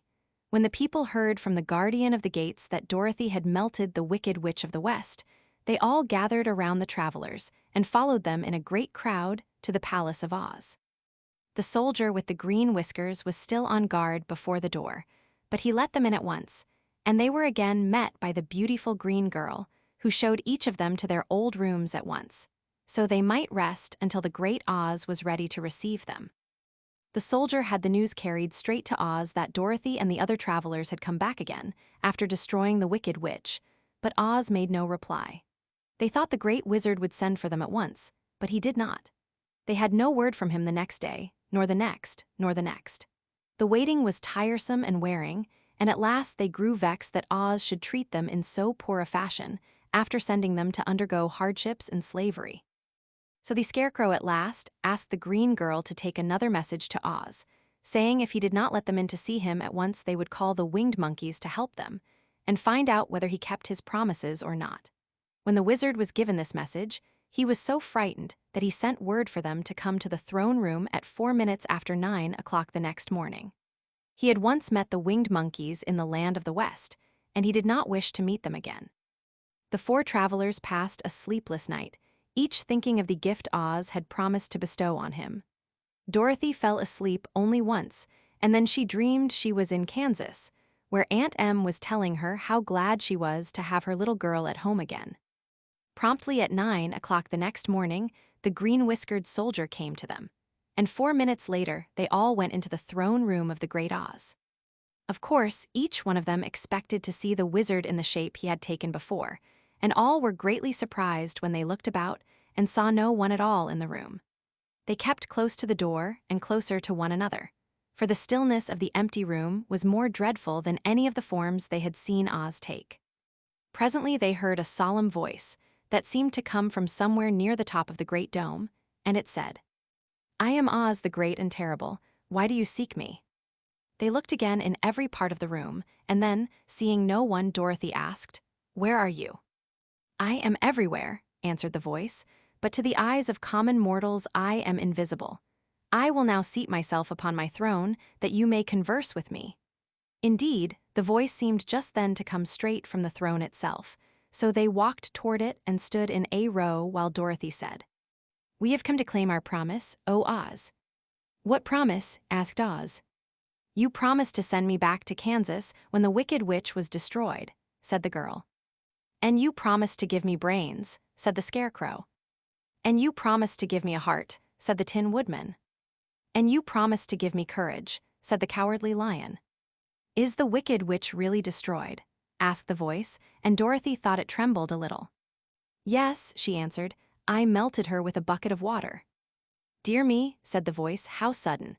Well, come to me tomorrow, for I must have time to think it over." "You've had plenty of time already," said the Tin Woodman angrily. "We shan't wait a day longer," said the Scarecrow.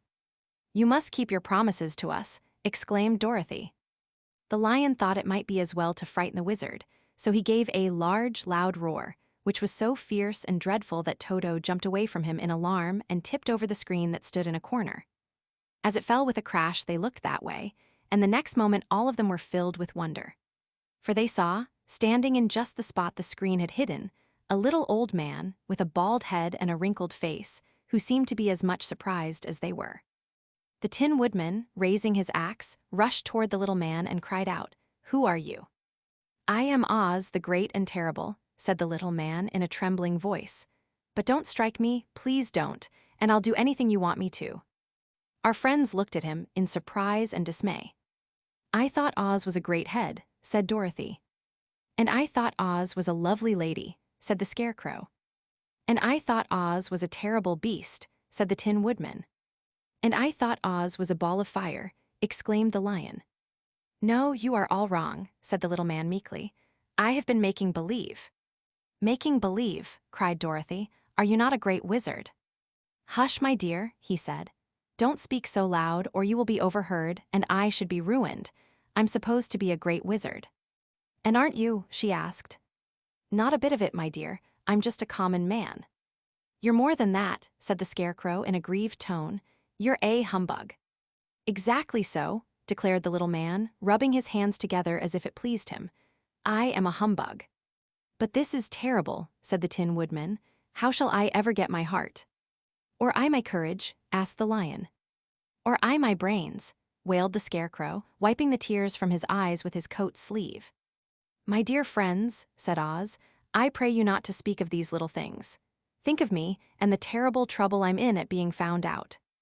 "Doesn't anyone else know you're a humbug?" asked Dorothy.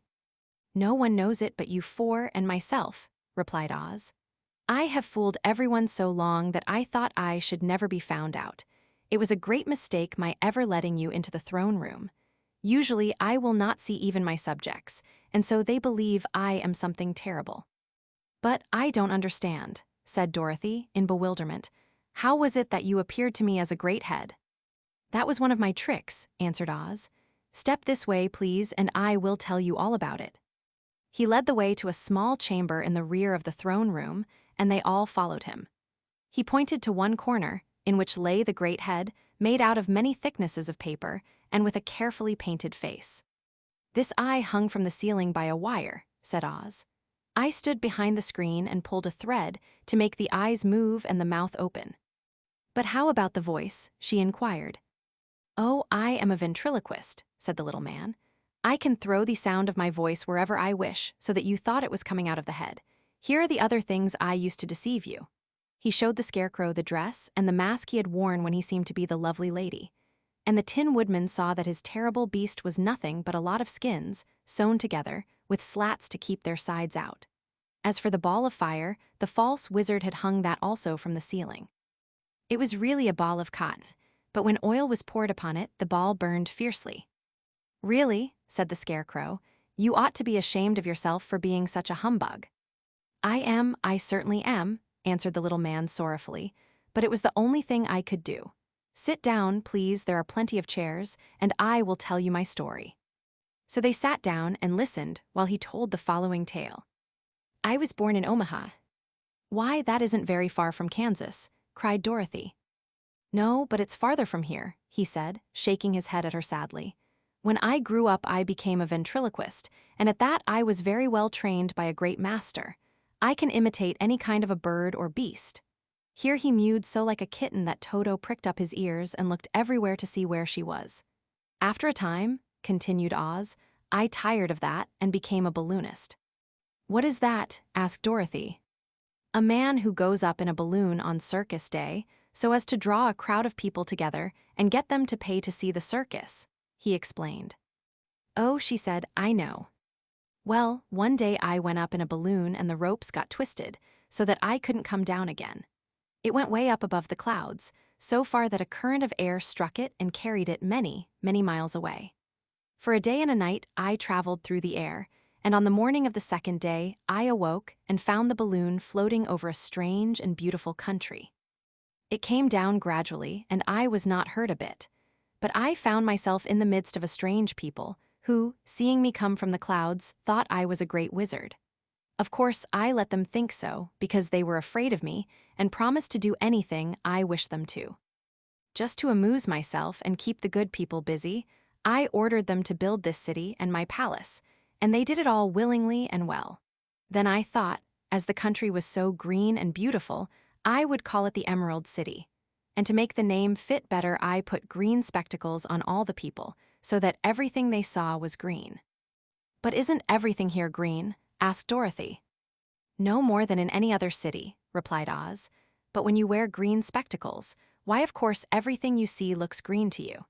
The Emerald City was built a great many years ago, for I was a young man when the balloon brought me here, and I am a very old man now.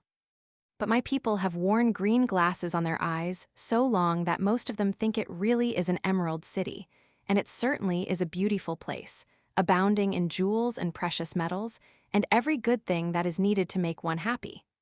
I have been good to the people, and they like me. But ever since this palace was built, I have shut myself up and would not see any of them. One of my greatest fears was the witches, for while I had no magical powers at all, I soon found out that the witches were really able to do wonderful things. There were 4 of them in this country, and they ruled the people who live in the north and south and east and west. Fortunately, the witches of the north and south were good, and I knew they would do me no harm. But the witches of the east and west were terribly wicked, and had they not thought I was more powerful than they themselves, they would surely have destroyed me. As it was, I lived in deadly fear of them for many years. So you can imagine how pleased I was when I heard your house had fallen on the wicked witch of the east. When you came to me, I was willing to promise anything if you would only do away with the other witch. But now that you have melted her, I am ashamed to say that I cannot keep my promises." "I think you are a very bad man," said Dorothy. "Oh no, my dear. I'm really a very good man, but I'm a very bad wizard, I must admit." "Can't you give me brains?" asked the Scarecrow. "You don't need them. You are learning something every day. A baby has brains, but it doesn't know much. Experience is the only thing that brings knowledge, and the longer you are on Earth, the more experience you are sure to get." "That may all be true," said the Scarecrow, "but I shall be very unhappy unless you give me brains." The false wizard looked at him carefully. "Well," he said with a sigh, "I'm not much of a magician, as I said, but if you will come to me tomorrow morning, I will stuff your head with brains. I cannot tell you how to use them, however. You must find that out for yourself."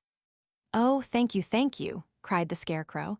"I'll find a way to use them, never fear." "But how about my courage?" asked the lion anxiously. "You have plenty of courage, I am sure," answered Oz. "All you need is confidence in yourself. There is no living thing that is not afraid when it faces danger. The true courage is in facing danger when you are afraid, and that kind of courage you have in plenty." "Perhaps I have, but I'm scared just the same," said the lion. "I shall really be very unhappy unless you give me the sort of courage that makes one forget he is afraid." "Very well, I will give you that sort of courage tomorrow," replied Oz. "How about my heart?" asked the Tin Woodman. "Why, as for that," answered Oz, "I think you are wrong to want a heart. It makes most people unhappy. If you only knew it, you are in luck not to have a heart." "That must be a matter of opinion," said the Tin Woodman. "For my part, I will bear all the unhappiness without a murmur if you will give me the heart." "Very well," answered Oz meekly. "Come to me tomorrow, and you shall have a heart. I have played wizard for so many years that I may as well continue the part a little longer." "And now," said Dorothy, "how am I to get back to Kansas?" "We shall have to think about that," replied the little man. "Give me 2 or 3 days to consider the matter, and I'll try to find a way to carry you over the desert. In the meantime, you shall all be treated as my guests, and while you live in the palace, my people will wait upon you and obey your slightest wish. There is only one thing I ask in return for my help, such as it is. You must keep my secret and tell no one I am a humbug." They agreed to say nothing of what they had learned and went back to their rooms in high spirits. Even Dorothy had hoped that the great and terrible humbug, as she called him, would find a way to send her back to Kansas, and if he did, she was willing to forgive him everything.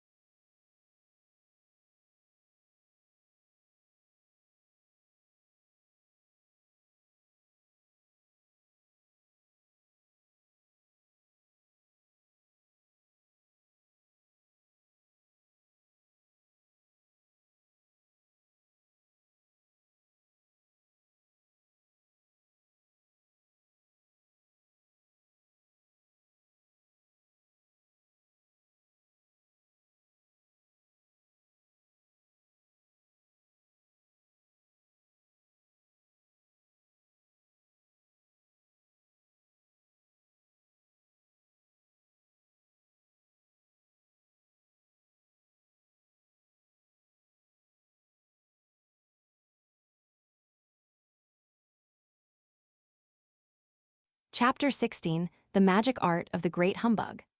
Next morning, the Scarecrow said to his friends, "Congratulate me.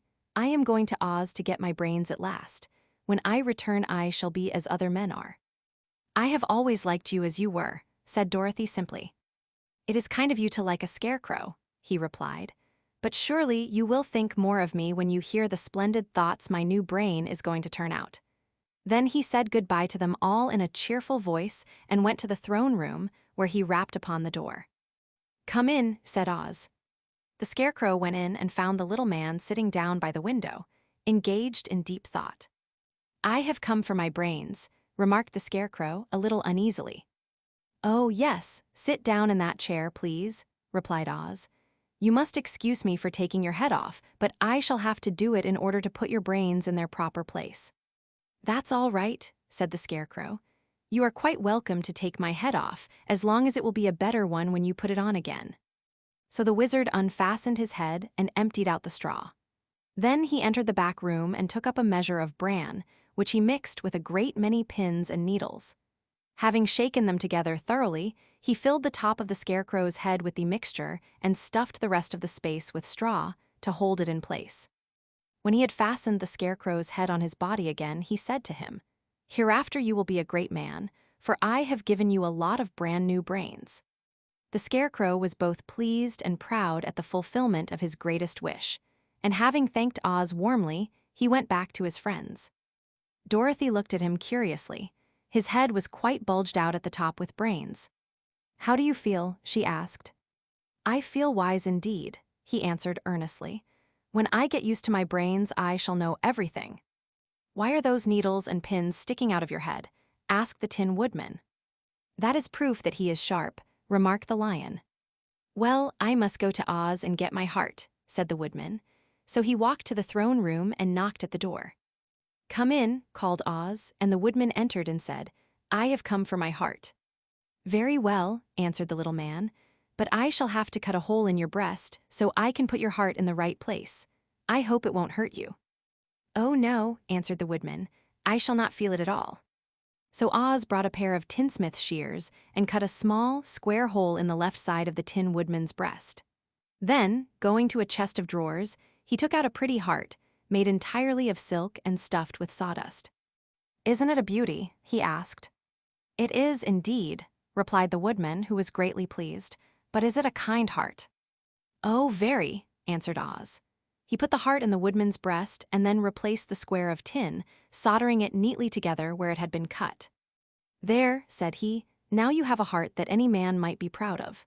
I'm sorry I had to put a patch on your breast, but it really couldn't be helped." "Never mind the patch," exclaimed the happy Woodman. "I am very grateful to you and shall never forget your kindness." "Don't speak of it," replied Oz. Then the Tin Woodman went back to his friends, who wished him every joy on account of his good fortune. The Lion now walked to the throne room and knocked at the door. "Come in," said Oz. "I have come for my courage," announced the Lion, entering the room. "Very well," answered the little man. "I will get it for you." He went to a cupboard and, reaching up to a high shelf, took down a square green bottle, the contents of which he poured into a green gold dish, beautifully carved. Placing this before the cowardly Lion, who sniffed at it as if he did not like it, the Wizard said, "Drink." "What is it?" asked the Lion. "Well," answered Oz, "if it were inside of you, it would be courage. You know, of course, that courage is always inside one, so that this really cannot be called courage until you have swallowed it. Therefore, I advise you to drink it as soon as possible." The Lion hesitated no longer, but drank till the dish was empty. "How do you feel now?" asked Oz. "Full of courage," replied the Lion, who went joyfully back to his friends to tell them of his good fortune. Oz, left to himself, smiled to think of his success in giving the Scarecrow and the Tin Woodman and the Lion exactly what they thought they wanted. "How can I help being a humbug," he said, "when all these people make me do things that everybody knows can't be done?" It was easy to make the Scarecrow and the Lion and the Woodman happy because they imagined I could do anything. But it will take more than imagination to carry Dorothy back to Kansas, and I'm sure I don't know how it can be done.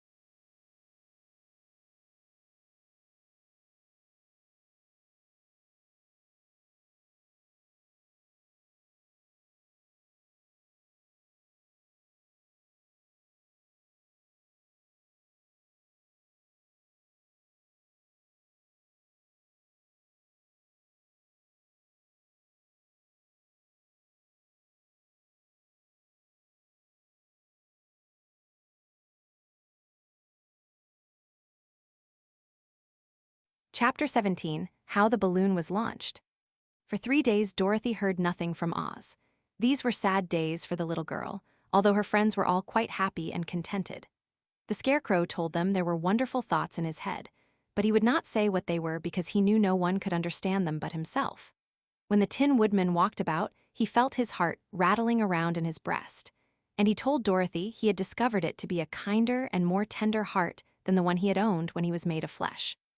The Lion declared he was afraid of nothing on earth, and would gladly face an army or a dozen of the fierce Kalidas.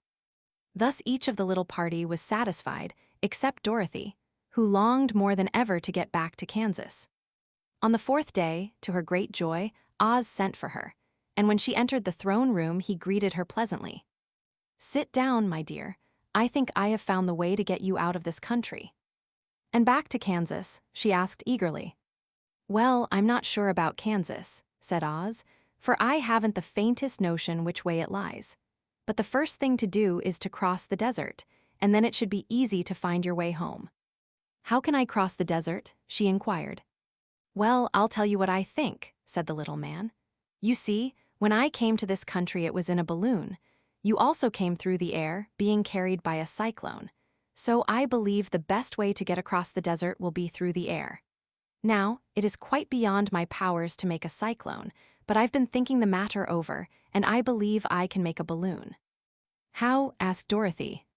"A balloon," said Oz, "is made of silk, which is coated with glue to keep the gas in it. I have plenty of silk in the palace, so it will be no trouble to make the balloon. But in all this country, there is no gas to fill the balloon with to make it float." "If it won't float," remarked Dorothy, "it will be of no use to us." "True," answered Oz, "but there is another way to make it float, which is to fill it with hot air. Hot air isn't as good as gas, for if the air should get cold, the balloon would come down in the desert, and we should be lost." "We," exclaimed the girl. "Are you going with me?" "Yes, of course," replied Oz. "I am tired of being such a humbug. If I should go out of this palace, my people would soon discover I am not a wizard, and then they would be vexed with me for having deceived them. So I have to stay shut up in these rooms all day, and it gets tiresome. Much rather go back to Kansas with you and be in a circus again." "I shall be glad to have your company," said Dorothy. "Thank you," he answered. "Now, if you will help me sew the silk together, we will begin to work on our balloon." So Dorothy took a needle and thread, and as fast as Oz cut these strips of silk into proper shape, the girl sewed them neatly together. First, there was a strip of light green silk, then a strip of dark green, and then a strip of emerald green, for Oz had a fancy to make the balloon in different shades of the color about them. It took 3 days to sew all the strips together, but when it was finished, they had a big bag of green silk more than 20 feet long. Then Oz painted it on the inside with a coat of thin glue to make it airtight, after which he announced that the balloon was ready. "But we must have a basket to ride in," he said. So he sent the soldier with the green whiskers for a big clothes basket, which he fastened with many ropes to the bottom of the balloon. When it was all ready, Oz sent word to his people that he was going to make a visit to a great brother wizard who lived in the clouds. The news spread rapidly throughout the city, and everyone came to see the wonderful sight. Oz ordered the balloon carried out in front of the palace, and the people gazed upon it with much curiosity. The Tin Woodman had chopped a big pile of wood, and now he made a fire of it, and Oz held the bottom of the balloon over the fire so that the hot air that arose from it would be caught in the silken bag. Gradually, the balloon swelled out and rose into the air, until finally the basket just touched the ground. Then Oz got into the basket and said to all the people in a loud voice, "I am now going away to make a visit.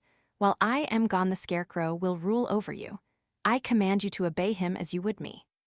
The balloon was by this time tugging hard at the rope that held it to the ground, for the air within it was hot, and this made it so much lighter in weight than the air without that it pulled hard to rise into the sky.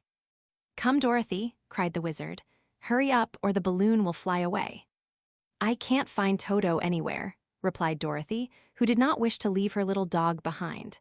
Toto had run into the crowd to bark at a kitten, and Dorothy at last found him. She picked him up and ran towards the balloon. She was within a few steps of it, and Oz was holding out his hands to help her into the basket, when crack went the ropes, and the balloon rose into the air without her.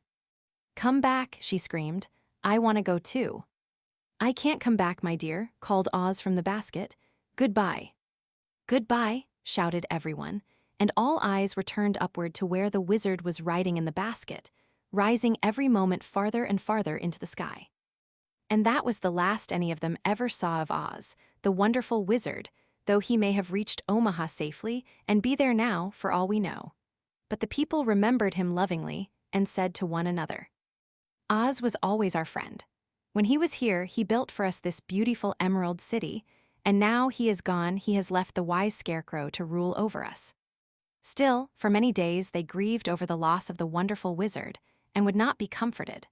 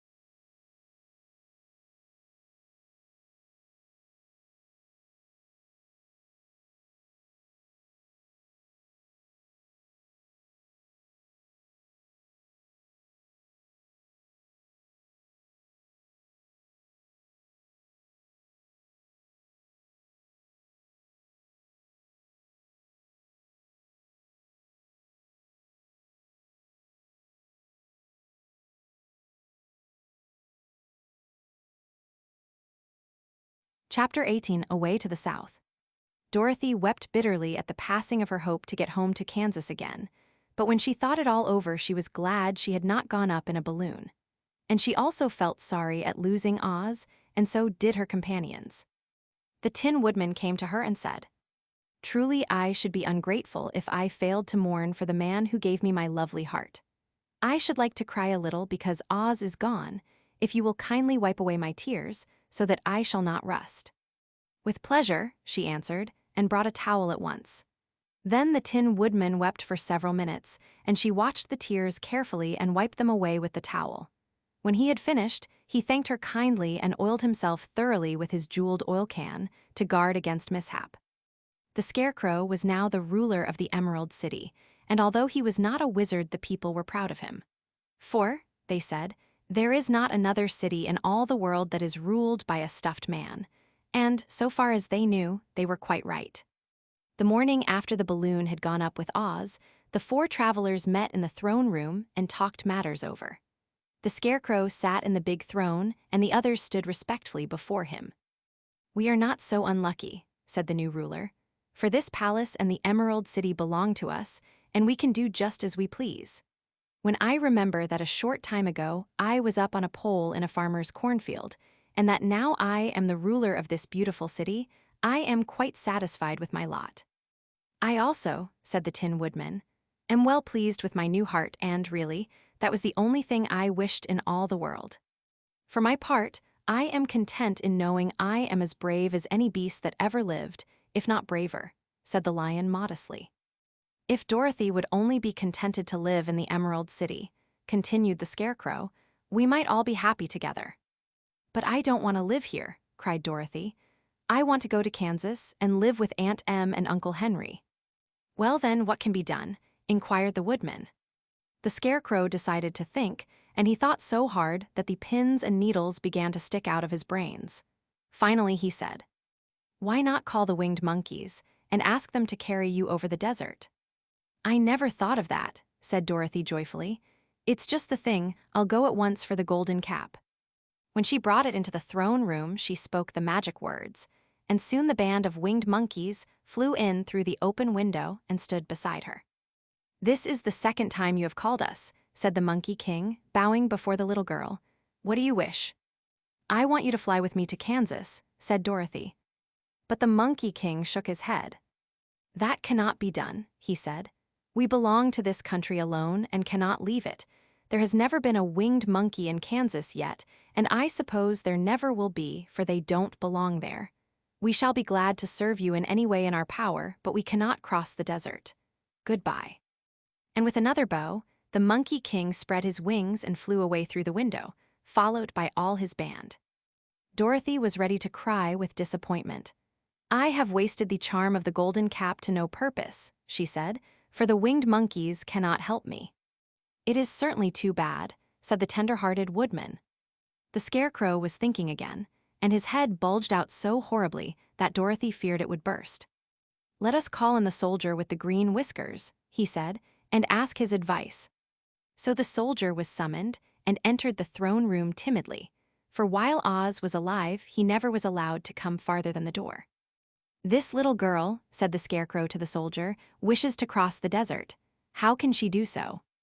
"I cannot tell," answered the soldier, "for nobody has ever crossed the desert unless it is Oz himself."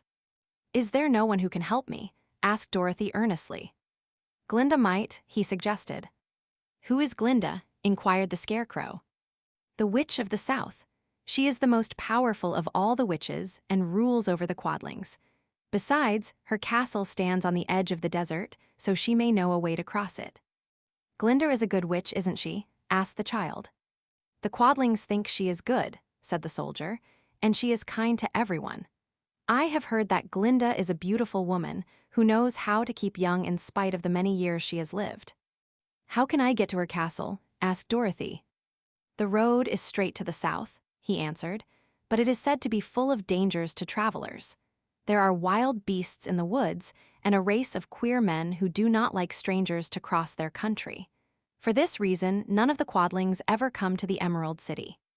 The soldier then left them, and the Scarecrow said, "It seems, in spite of dangers, that the best thing Dorothy can do is to travel to the land of the South and ask Glinda to help her. For, of course, if Dorothy stays here, she will never get back to Kansas." "You must have been thinking again," remarked the Tin Woodman. "I have," said the Scarecrow. "I shall go with Dorothy," declared the Lion, "for I am tired of your city and long for the woods and the country again. I am really a wild beast, you know. Besides, Dorothy will need someone to protect her." "That is true," agreed the Woodman.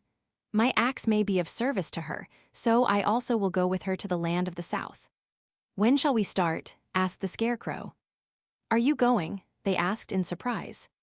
"Certainly. If it wasn't for Dorothy, I should never have had brains. She lifted me from the pole in the cornfield and brought me to the Emerald City.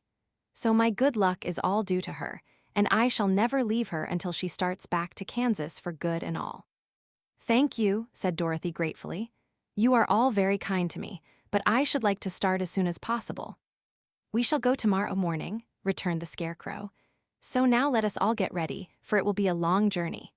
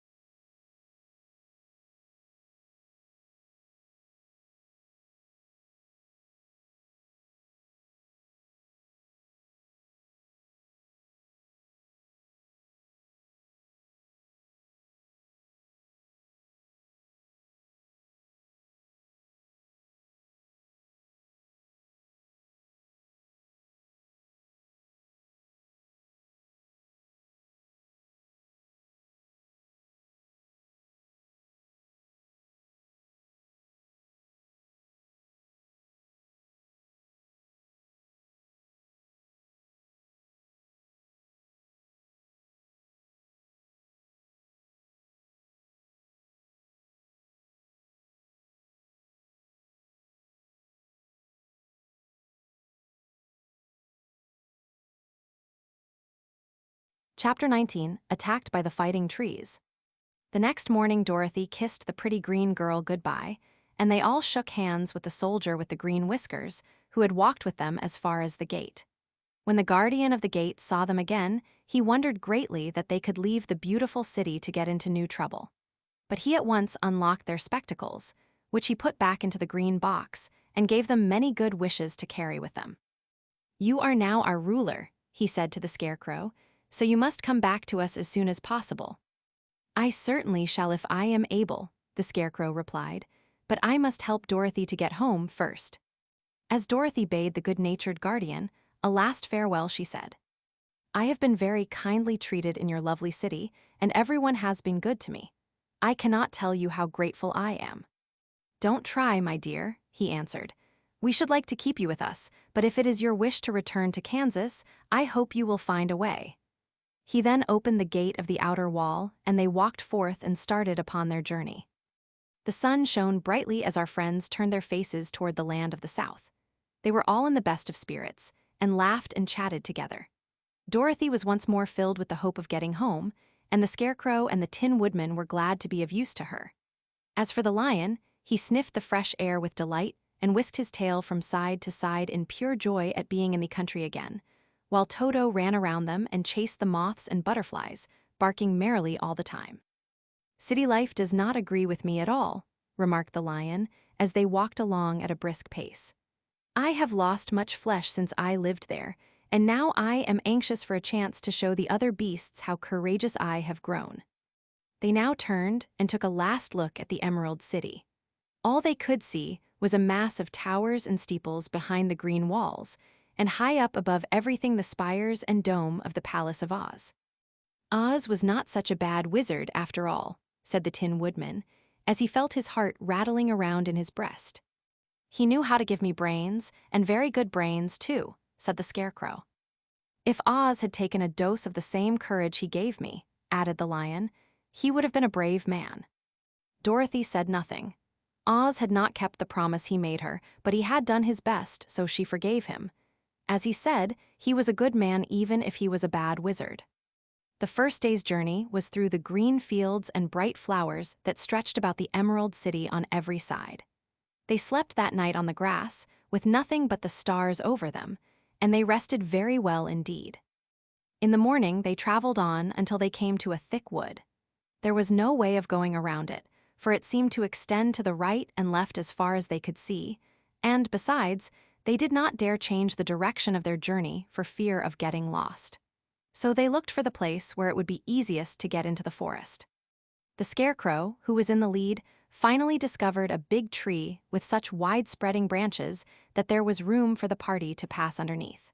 So he walked forward to the tree, but just as he came under the first branches, they bent down and twined around him, and the next minute he was raised from the ground and flung headlong among his fellow travelers. This did not hurt the Scarecrow, but it surprised him, and he looked rather dizzy when Dorothy picked him up. "Here is another space between the trees, called the lion." "Let me try it first," said the Scarecrow, "for it doesn't hurt me to get thrown about." He walked up to another tree as he spoke, but its branches immediately seized him and tossed him back again. "This is strange," exclaimed Dorothy. "What shall we do?" "The trees seem to have made up their minds to fight us and stop our journey," remarked the lion.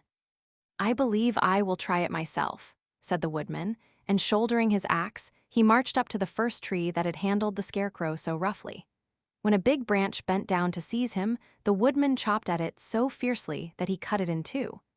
At once the tree began shaking all its branches as if in pain, and the Tin Woodman passed safely under it. "Come on," he shouted to the others. "Be quick!" They all ran forward and passed under the tree without injury, except Toto, who was caught by a small branch and shaken until he howled. But the woodman promptly chopped off the branch and set the little dog free. The other trees of the forest did nothing to keep them back, so they made up their minds that only the first row of trees could bend down their branches, and that probably these were the policemen of the forest, and given this wonderful power in order to keep strangers out of it. The four travelers walked with ease through the trees until they came to the farther edge of the wood.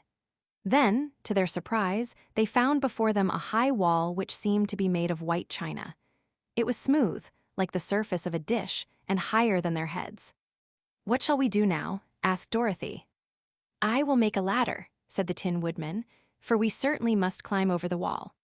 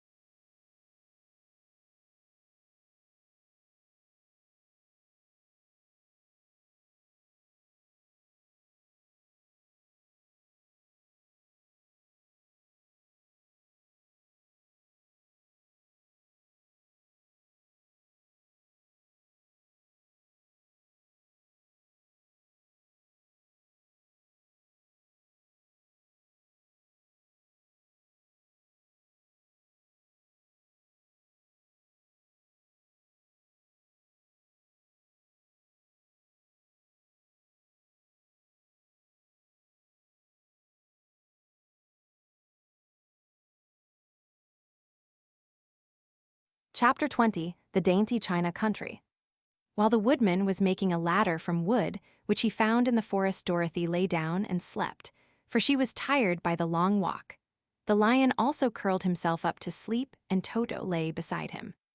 The Scarecrow watched the woodman while he worked, and said to him, "I cannot think why this wall is here, nor what it is made of." "Rest your brains and do not worry about the wall," replied the woodman. "When we have climbed over it, we shall know what is on the other side." After a time, the ladder was finished. It looked clumsy, but the Tin Woodman was sure it was strong and would answer their purpose. The Scarecrow waked Dorothy and the lion and Toto and told them that the ladder was ready. The Scarecrow climbed up the ladder first, but he was so awkward that Dorothy had to follow close behind and keep him from falling off. When he got his head over the top of the wall, the Scarecrow said, "Oh, my." "Go on," exclaimed Dorothy. So the Scarecrow climbed farther up and sat down on the top of the wall, and Dorothy put her head over and cried, "Oh, my," just as the Scarecrow had done. Then Toto came up and immediately began to bark, but Dorothy made him be still. The lion climbed the ladder next, and the Tin Woodman came last, but both of them cried, "Oh, my," as soon as they looked over the wall. When they were all sitting in a row on the top of the wall, they looked down and saw a strange sight. Before them was a great stretch of country having a floor as smooth and shining and white as the bottom of a big platter. Scattered around were many houses made entirely of china and painted in the brightest colors. These houses were quite small, the biggest of them reaching only as high as Dorothy's waist.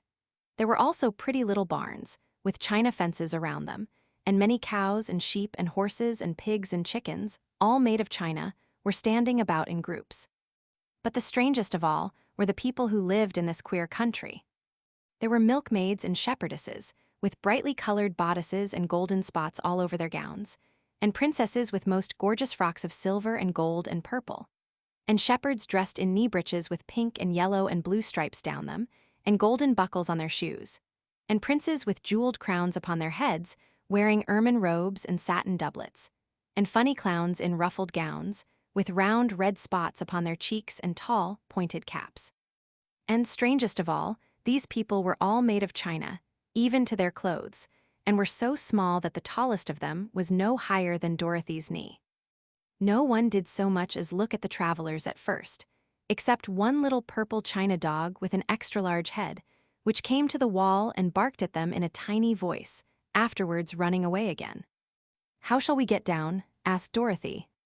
They found the ladder so heavy they could not pull it up, so the Scarecrow fell off the wall and the others jumped down upon him so that the hard floor would not hurt their feet. Of course, they took pains not to light on his head and get the pins in their feet. When all were safely down, they picked up the Scarecrow, whose body was quite flattened out, and patted his straw into shape again. "We must cross this strange place in order to get to the other side," said Dorothy, "for it would be unwise for us to go any other way except due south." They began walking through the country of the China people, and the first thing they came to was a China milkmaid milking a China cow. As they drew near, the cow suddenly gave a kick and kicked over the stool, the pail, and even the milkmaid herself, and all fell on the china ground with a great clatter. Dorothy was shocked to see that the cow had broken her leg off, and that the pail was lying in several small pieces, while the poor milkmaid had a nick in her left elbow. "There!" cried the milkmaid angrily. "See what you have done. My cow has broken her leg, and I must take her to the mender's shop and have it glued on again. What do you mean by coming here and frightening my cow?" "I'm very sorry," returned Dorothy. "Please forgive us." But the pretty milkmaid was much too vexed to make any answer. She picked up the leg sulkily and led her cow away, the poor animal limping on 3 legs. As she left them, the milkmaid cast many reproachful glances over her shoulder at the clumsy strangers, holding her nicked elbow close to her side. Dorothy was quite grieved at this mishap. "We must be very careful here," said the kind-hearted woodman, "or we may hurt these pretty little people so they will never get over it." A little farther on, Dorothy met a most beautifully dressed young princess, who stopped short as she saw the strangers and started to run away.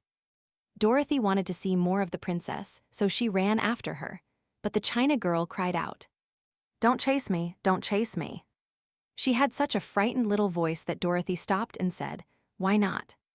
Because, answered the princess, also stopping, a safe distance away. If I run I may fall down and break myself. But could you not be mended? Asked the girl. Oh, yes, but one is never so pretty after being mended, you know, replied the princess. I suppose not, said Dorothy. Now there is Mr. Joker, one of our clowns, continued the China lady, who is always trying to stand upon his head. He has broken himself so often that he is mended in 100 places and doesn't look at all pretty. Here he comes now, so you can see for yourself. Indeed, a jolly little clown came walking toward them, and Dorothy could see that in spite of his pretty clothes of red and yellow and green, he was completely covered with cracks, running every which way and showing plainly that he had been mended in many places. The clown put his hands in his pockets, and after puffing out his cheeks and nodding his head at them saucily, he said, My lady fair, why do you stare at poor old Mr. Joker? You're quite as stiff and prim as if you'd eaten up a poker. Be quiet, sir, said the princess. Can't you see these are strangers, and should be treated with respect? Well, that's respect, I expect, declared the clown, and immediately stood upon his head. Don't mind Mr. Joker, said the princess to Dorothy. He is considerably cracked in his head, and that makes him foolish. Oh, I don't mind him a bit, said Dorothy.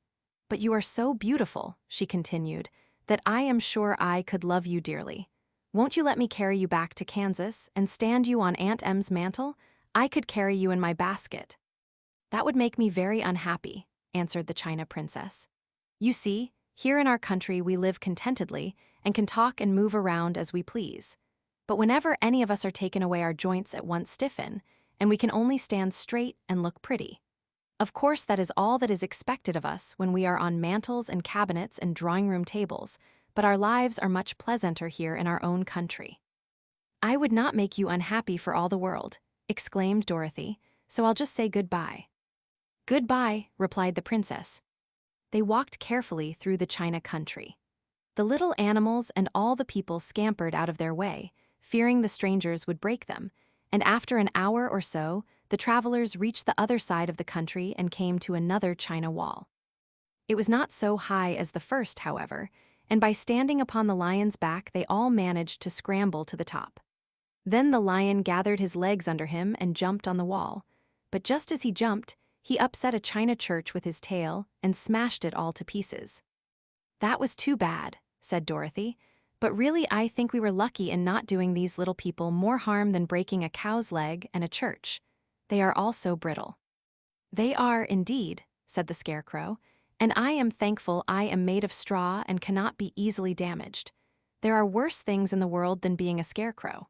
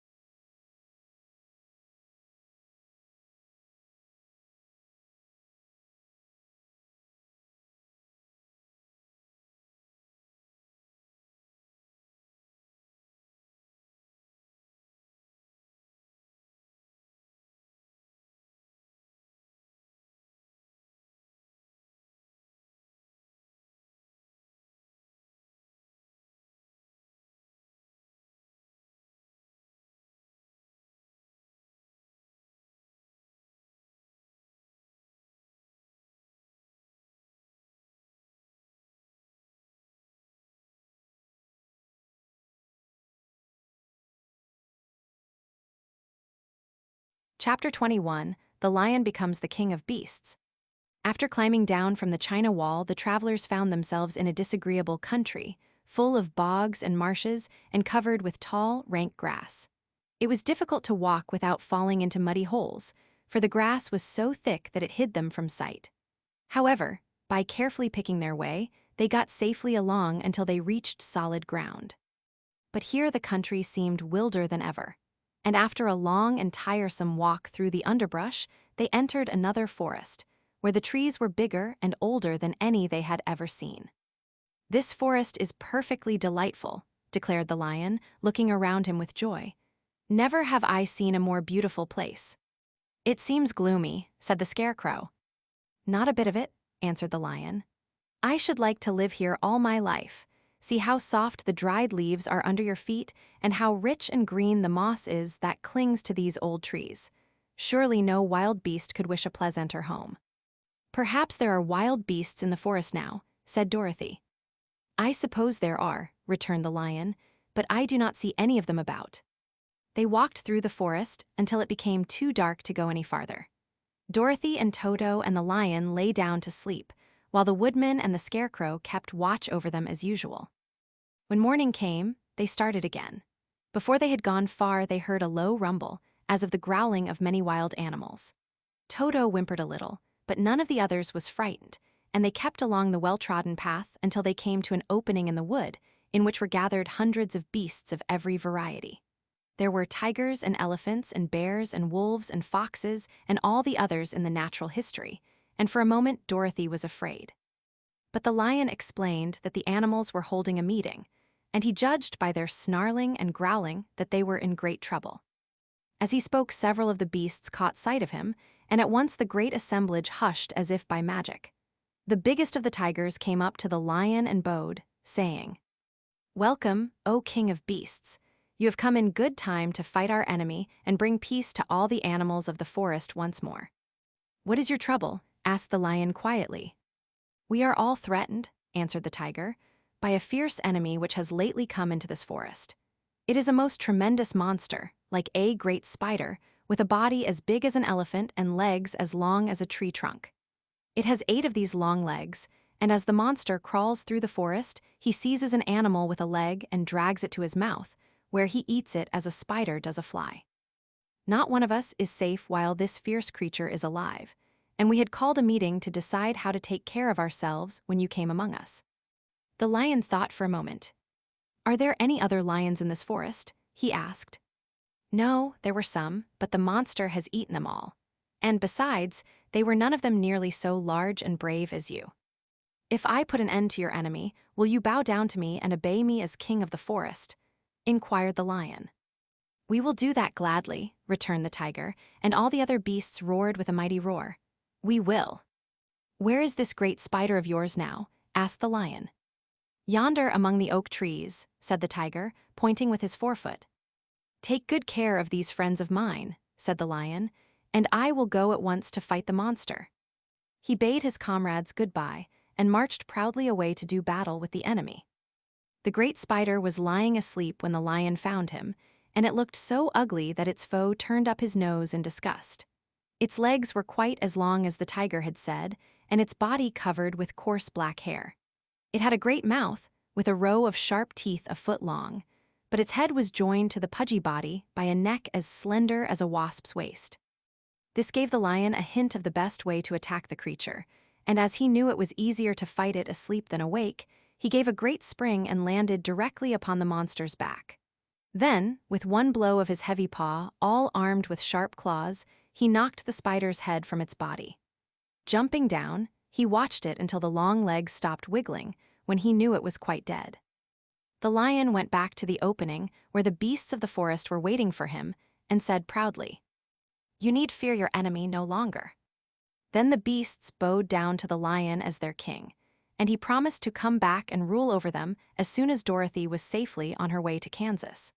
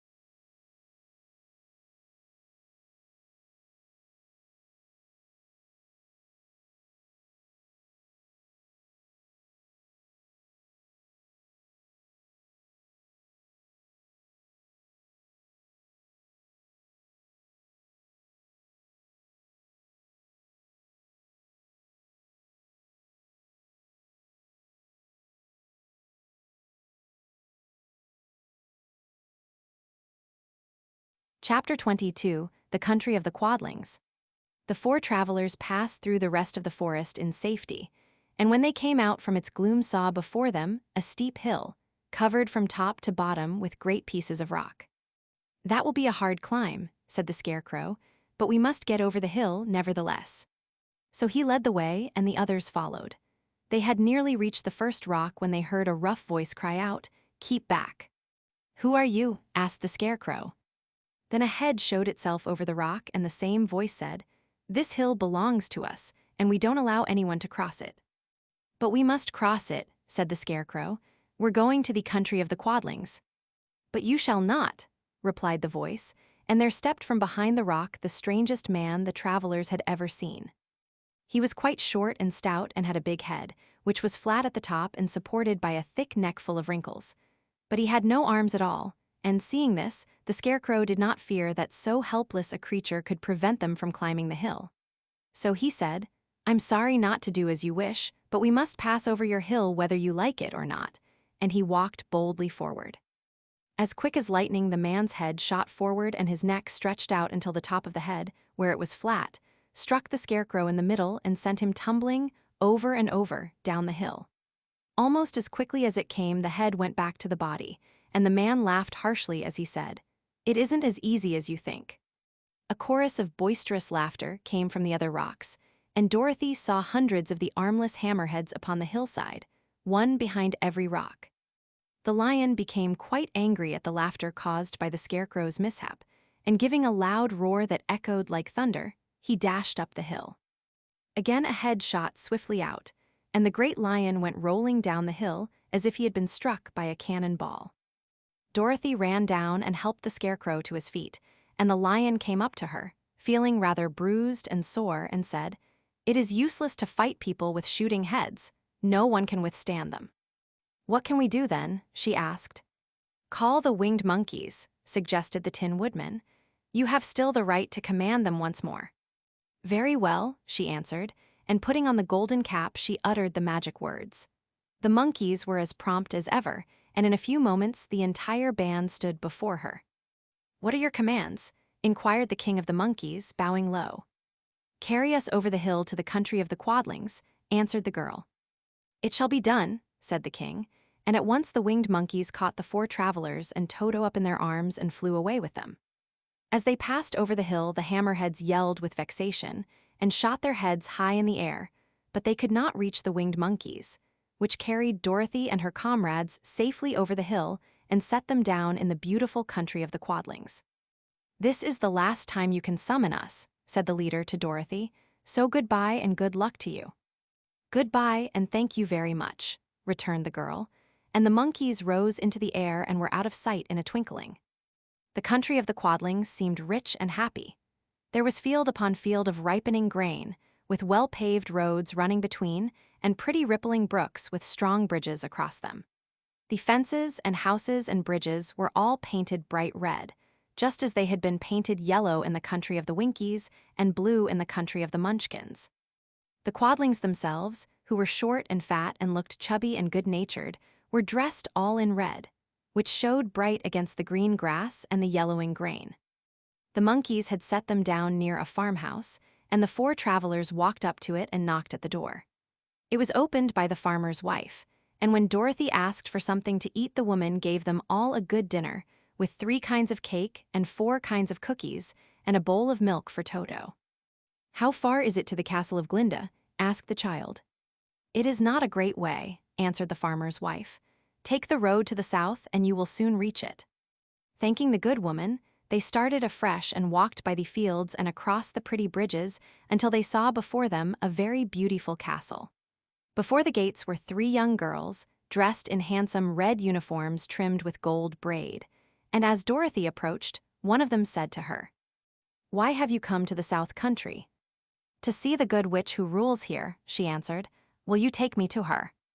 "Let me have your name, and I will ask Glinda if she will receive you." They told who they were, and the girl soldier went into the castle. After a few moments, she came back to say that Dorothy and the others were to be admitted at once.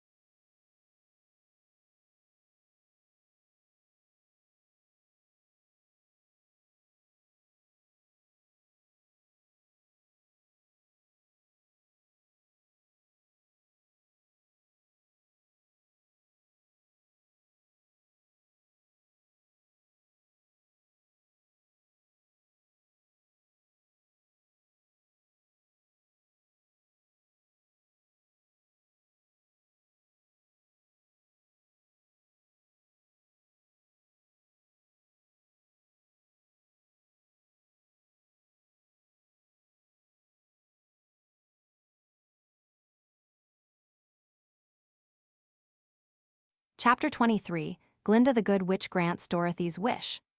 Before they went to see Glinda, however, they were taken to a room of the castle, where Dorothy washed her face and combed her hair, and the lion shook the dust out of his mane, and the Scarecrow patted himself into his best shape, and the Woodman polished his tin and oiled his joints. When they were all quite presentable, they followed the soldier girl into a big room where the witch Glinda sat upon a throne of rubies. She was both beautiful and young to their eyes. Her hair was a rich red in color and fell in flowing ringlets over her shoulders. Her dress was pure white, but her eyes were blue, and they looked kindly upon the little girl. "What can I do for you, my child?" she asked. Dorothy told the witch all her story. How the cyclone had brought her to the land of Oz, how she had found her companions, and of the wonderful adventures they had met with. "My greatest wish now," she added, "is to get back to Kansas, for Aunt Em will surely think something dreadful has happened to me, and that will make her put on mourning. And unless the crops are better this year than they were last, I am sure Uncle Henry cannot afford it." Glinda leaned forward and kissed the sweet, upturned face of the loving little girl. "Bless your dear heart," she said. "I am sure I can tell you of a way to get back to Kansas." Then she added, "But if I do, you must give me the golden cap." "Willingly," exclaimed Dorothy.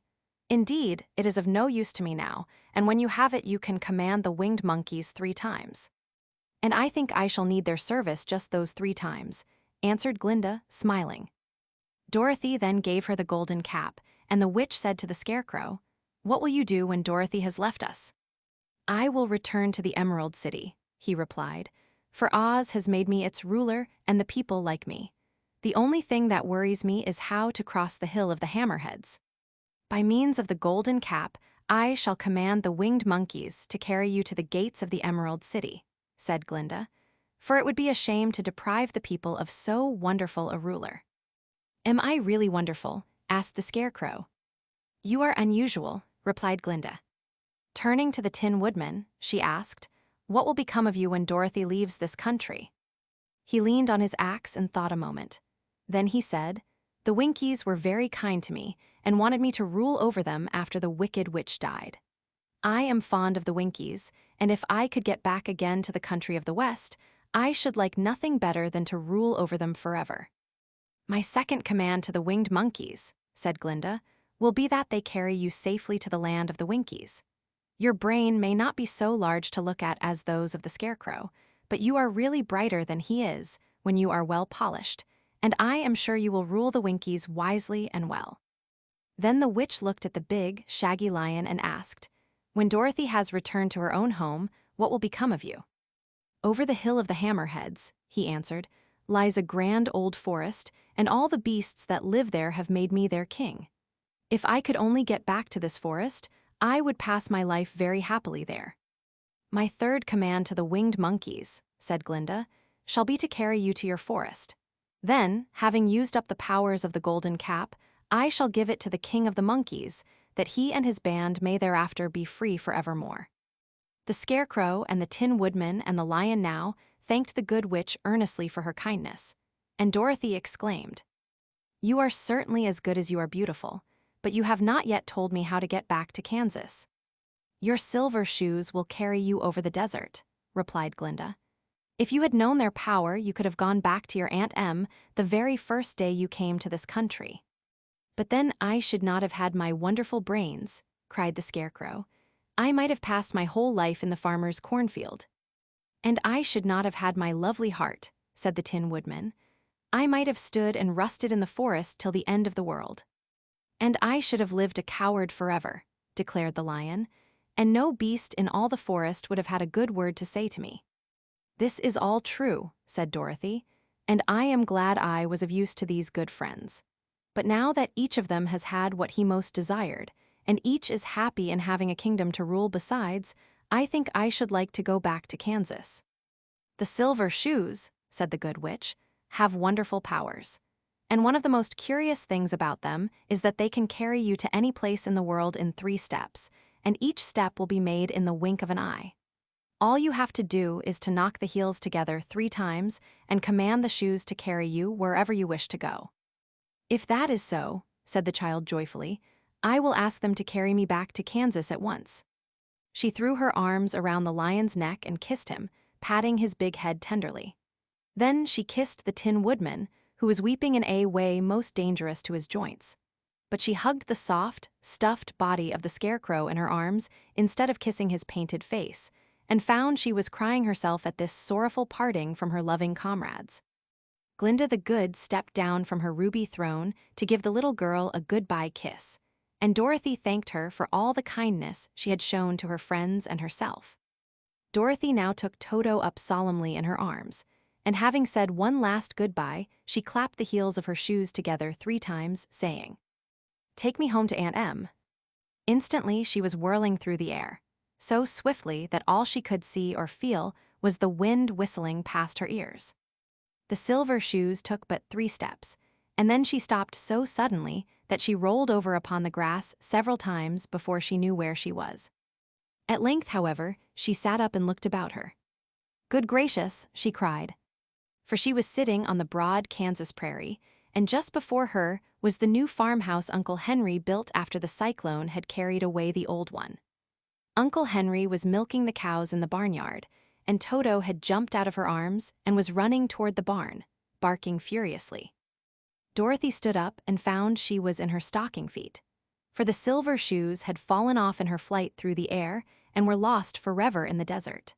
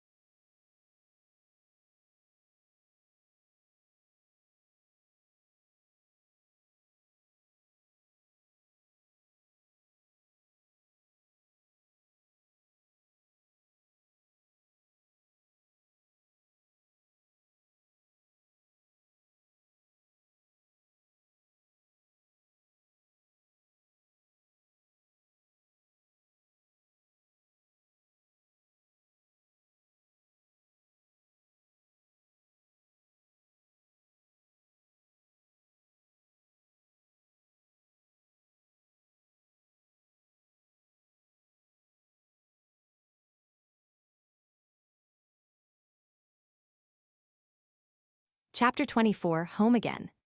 Aunt Em had just come out of the house to water the cabbages when she looked up and saw Dorothy running toward her. "My darling child," she cried, folding the little girl in her arms and covering her face with kisses. "Where in the world did you come from?" "From the land of Oz," said Dorothy gravely. "And here is Toto, too, and oh, Aunt Em, I'm so glad to be at home again."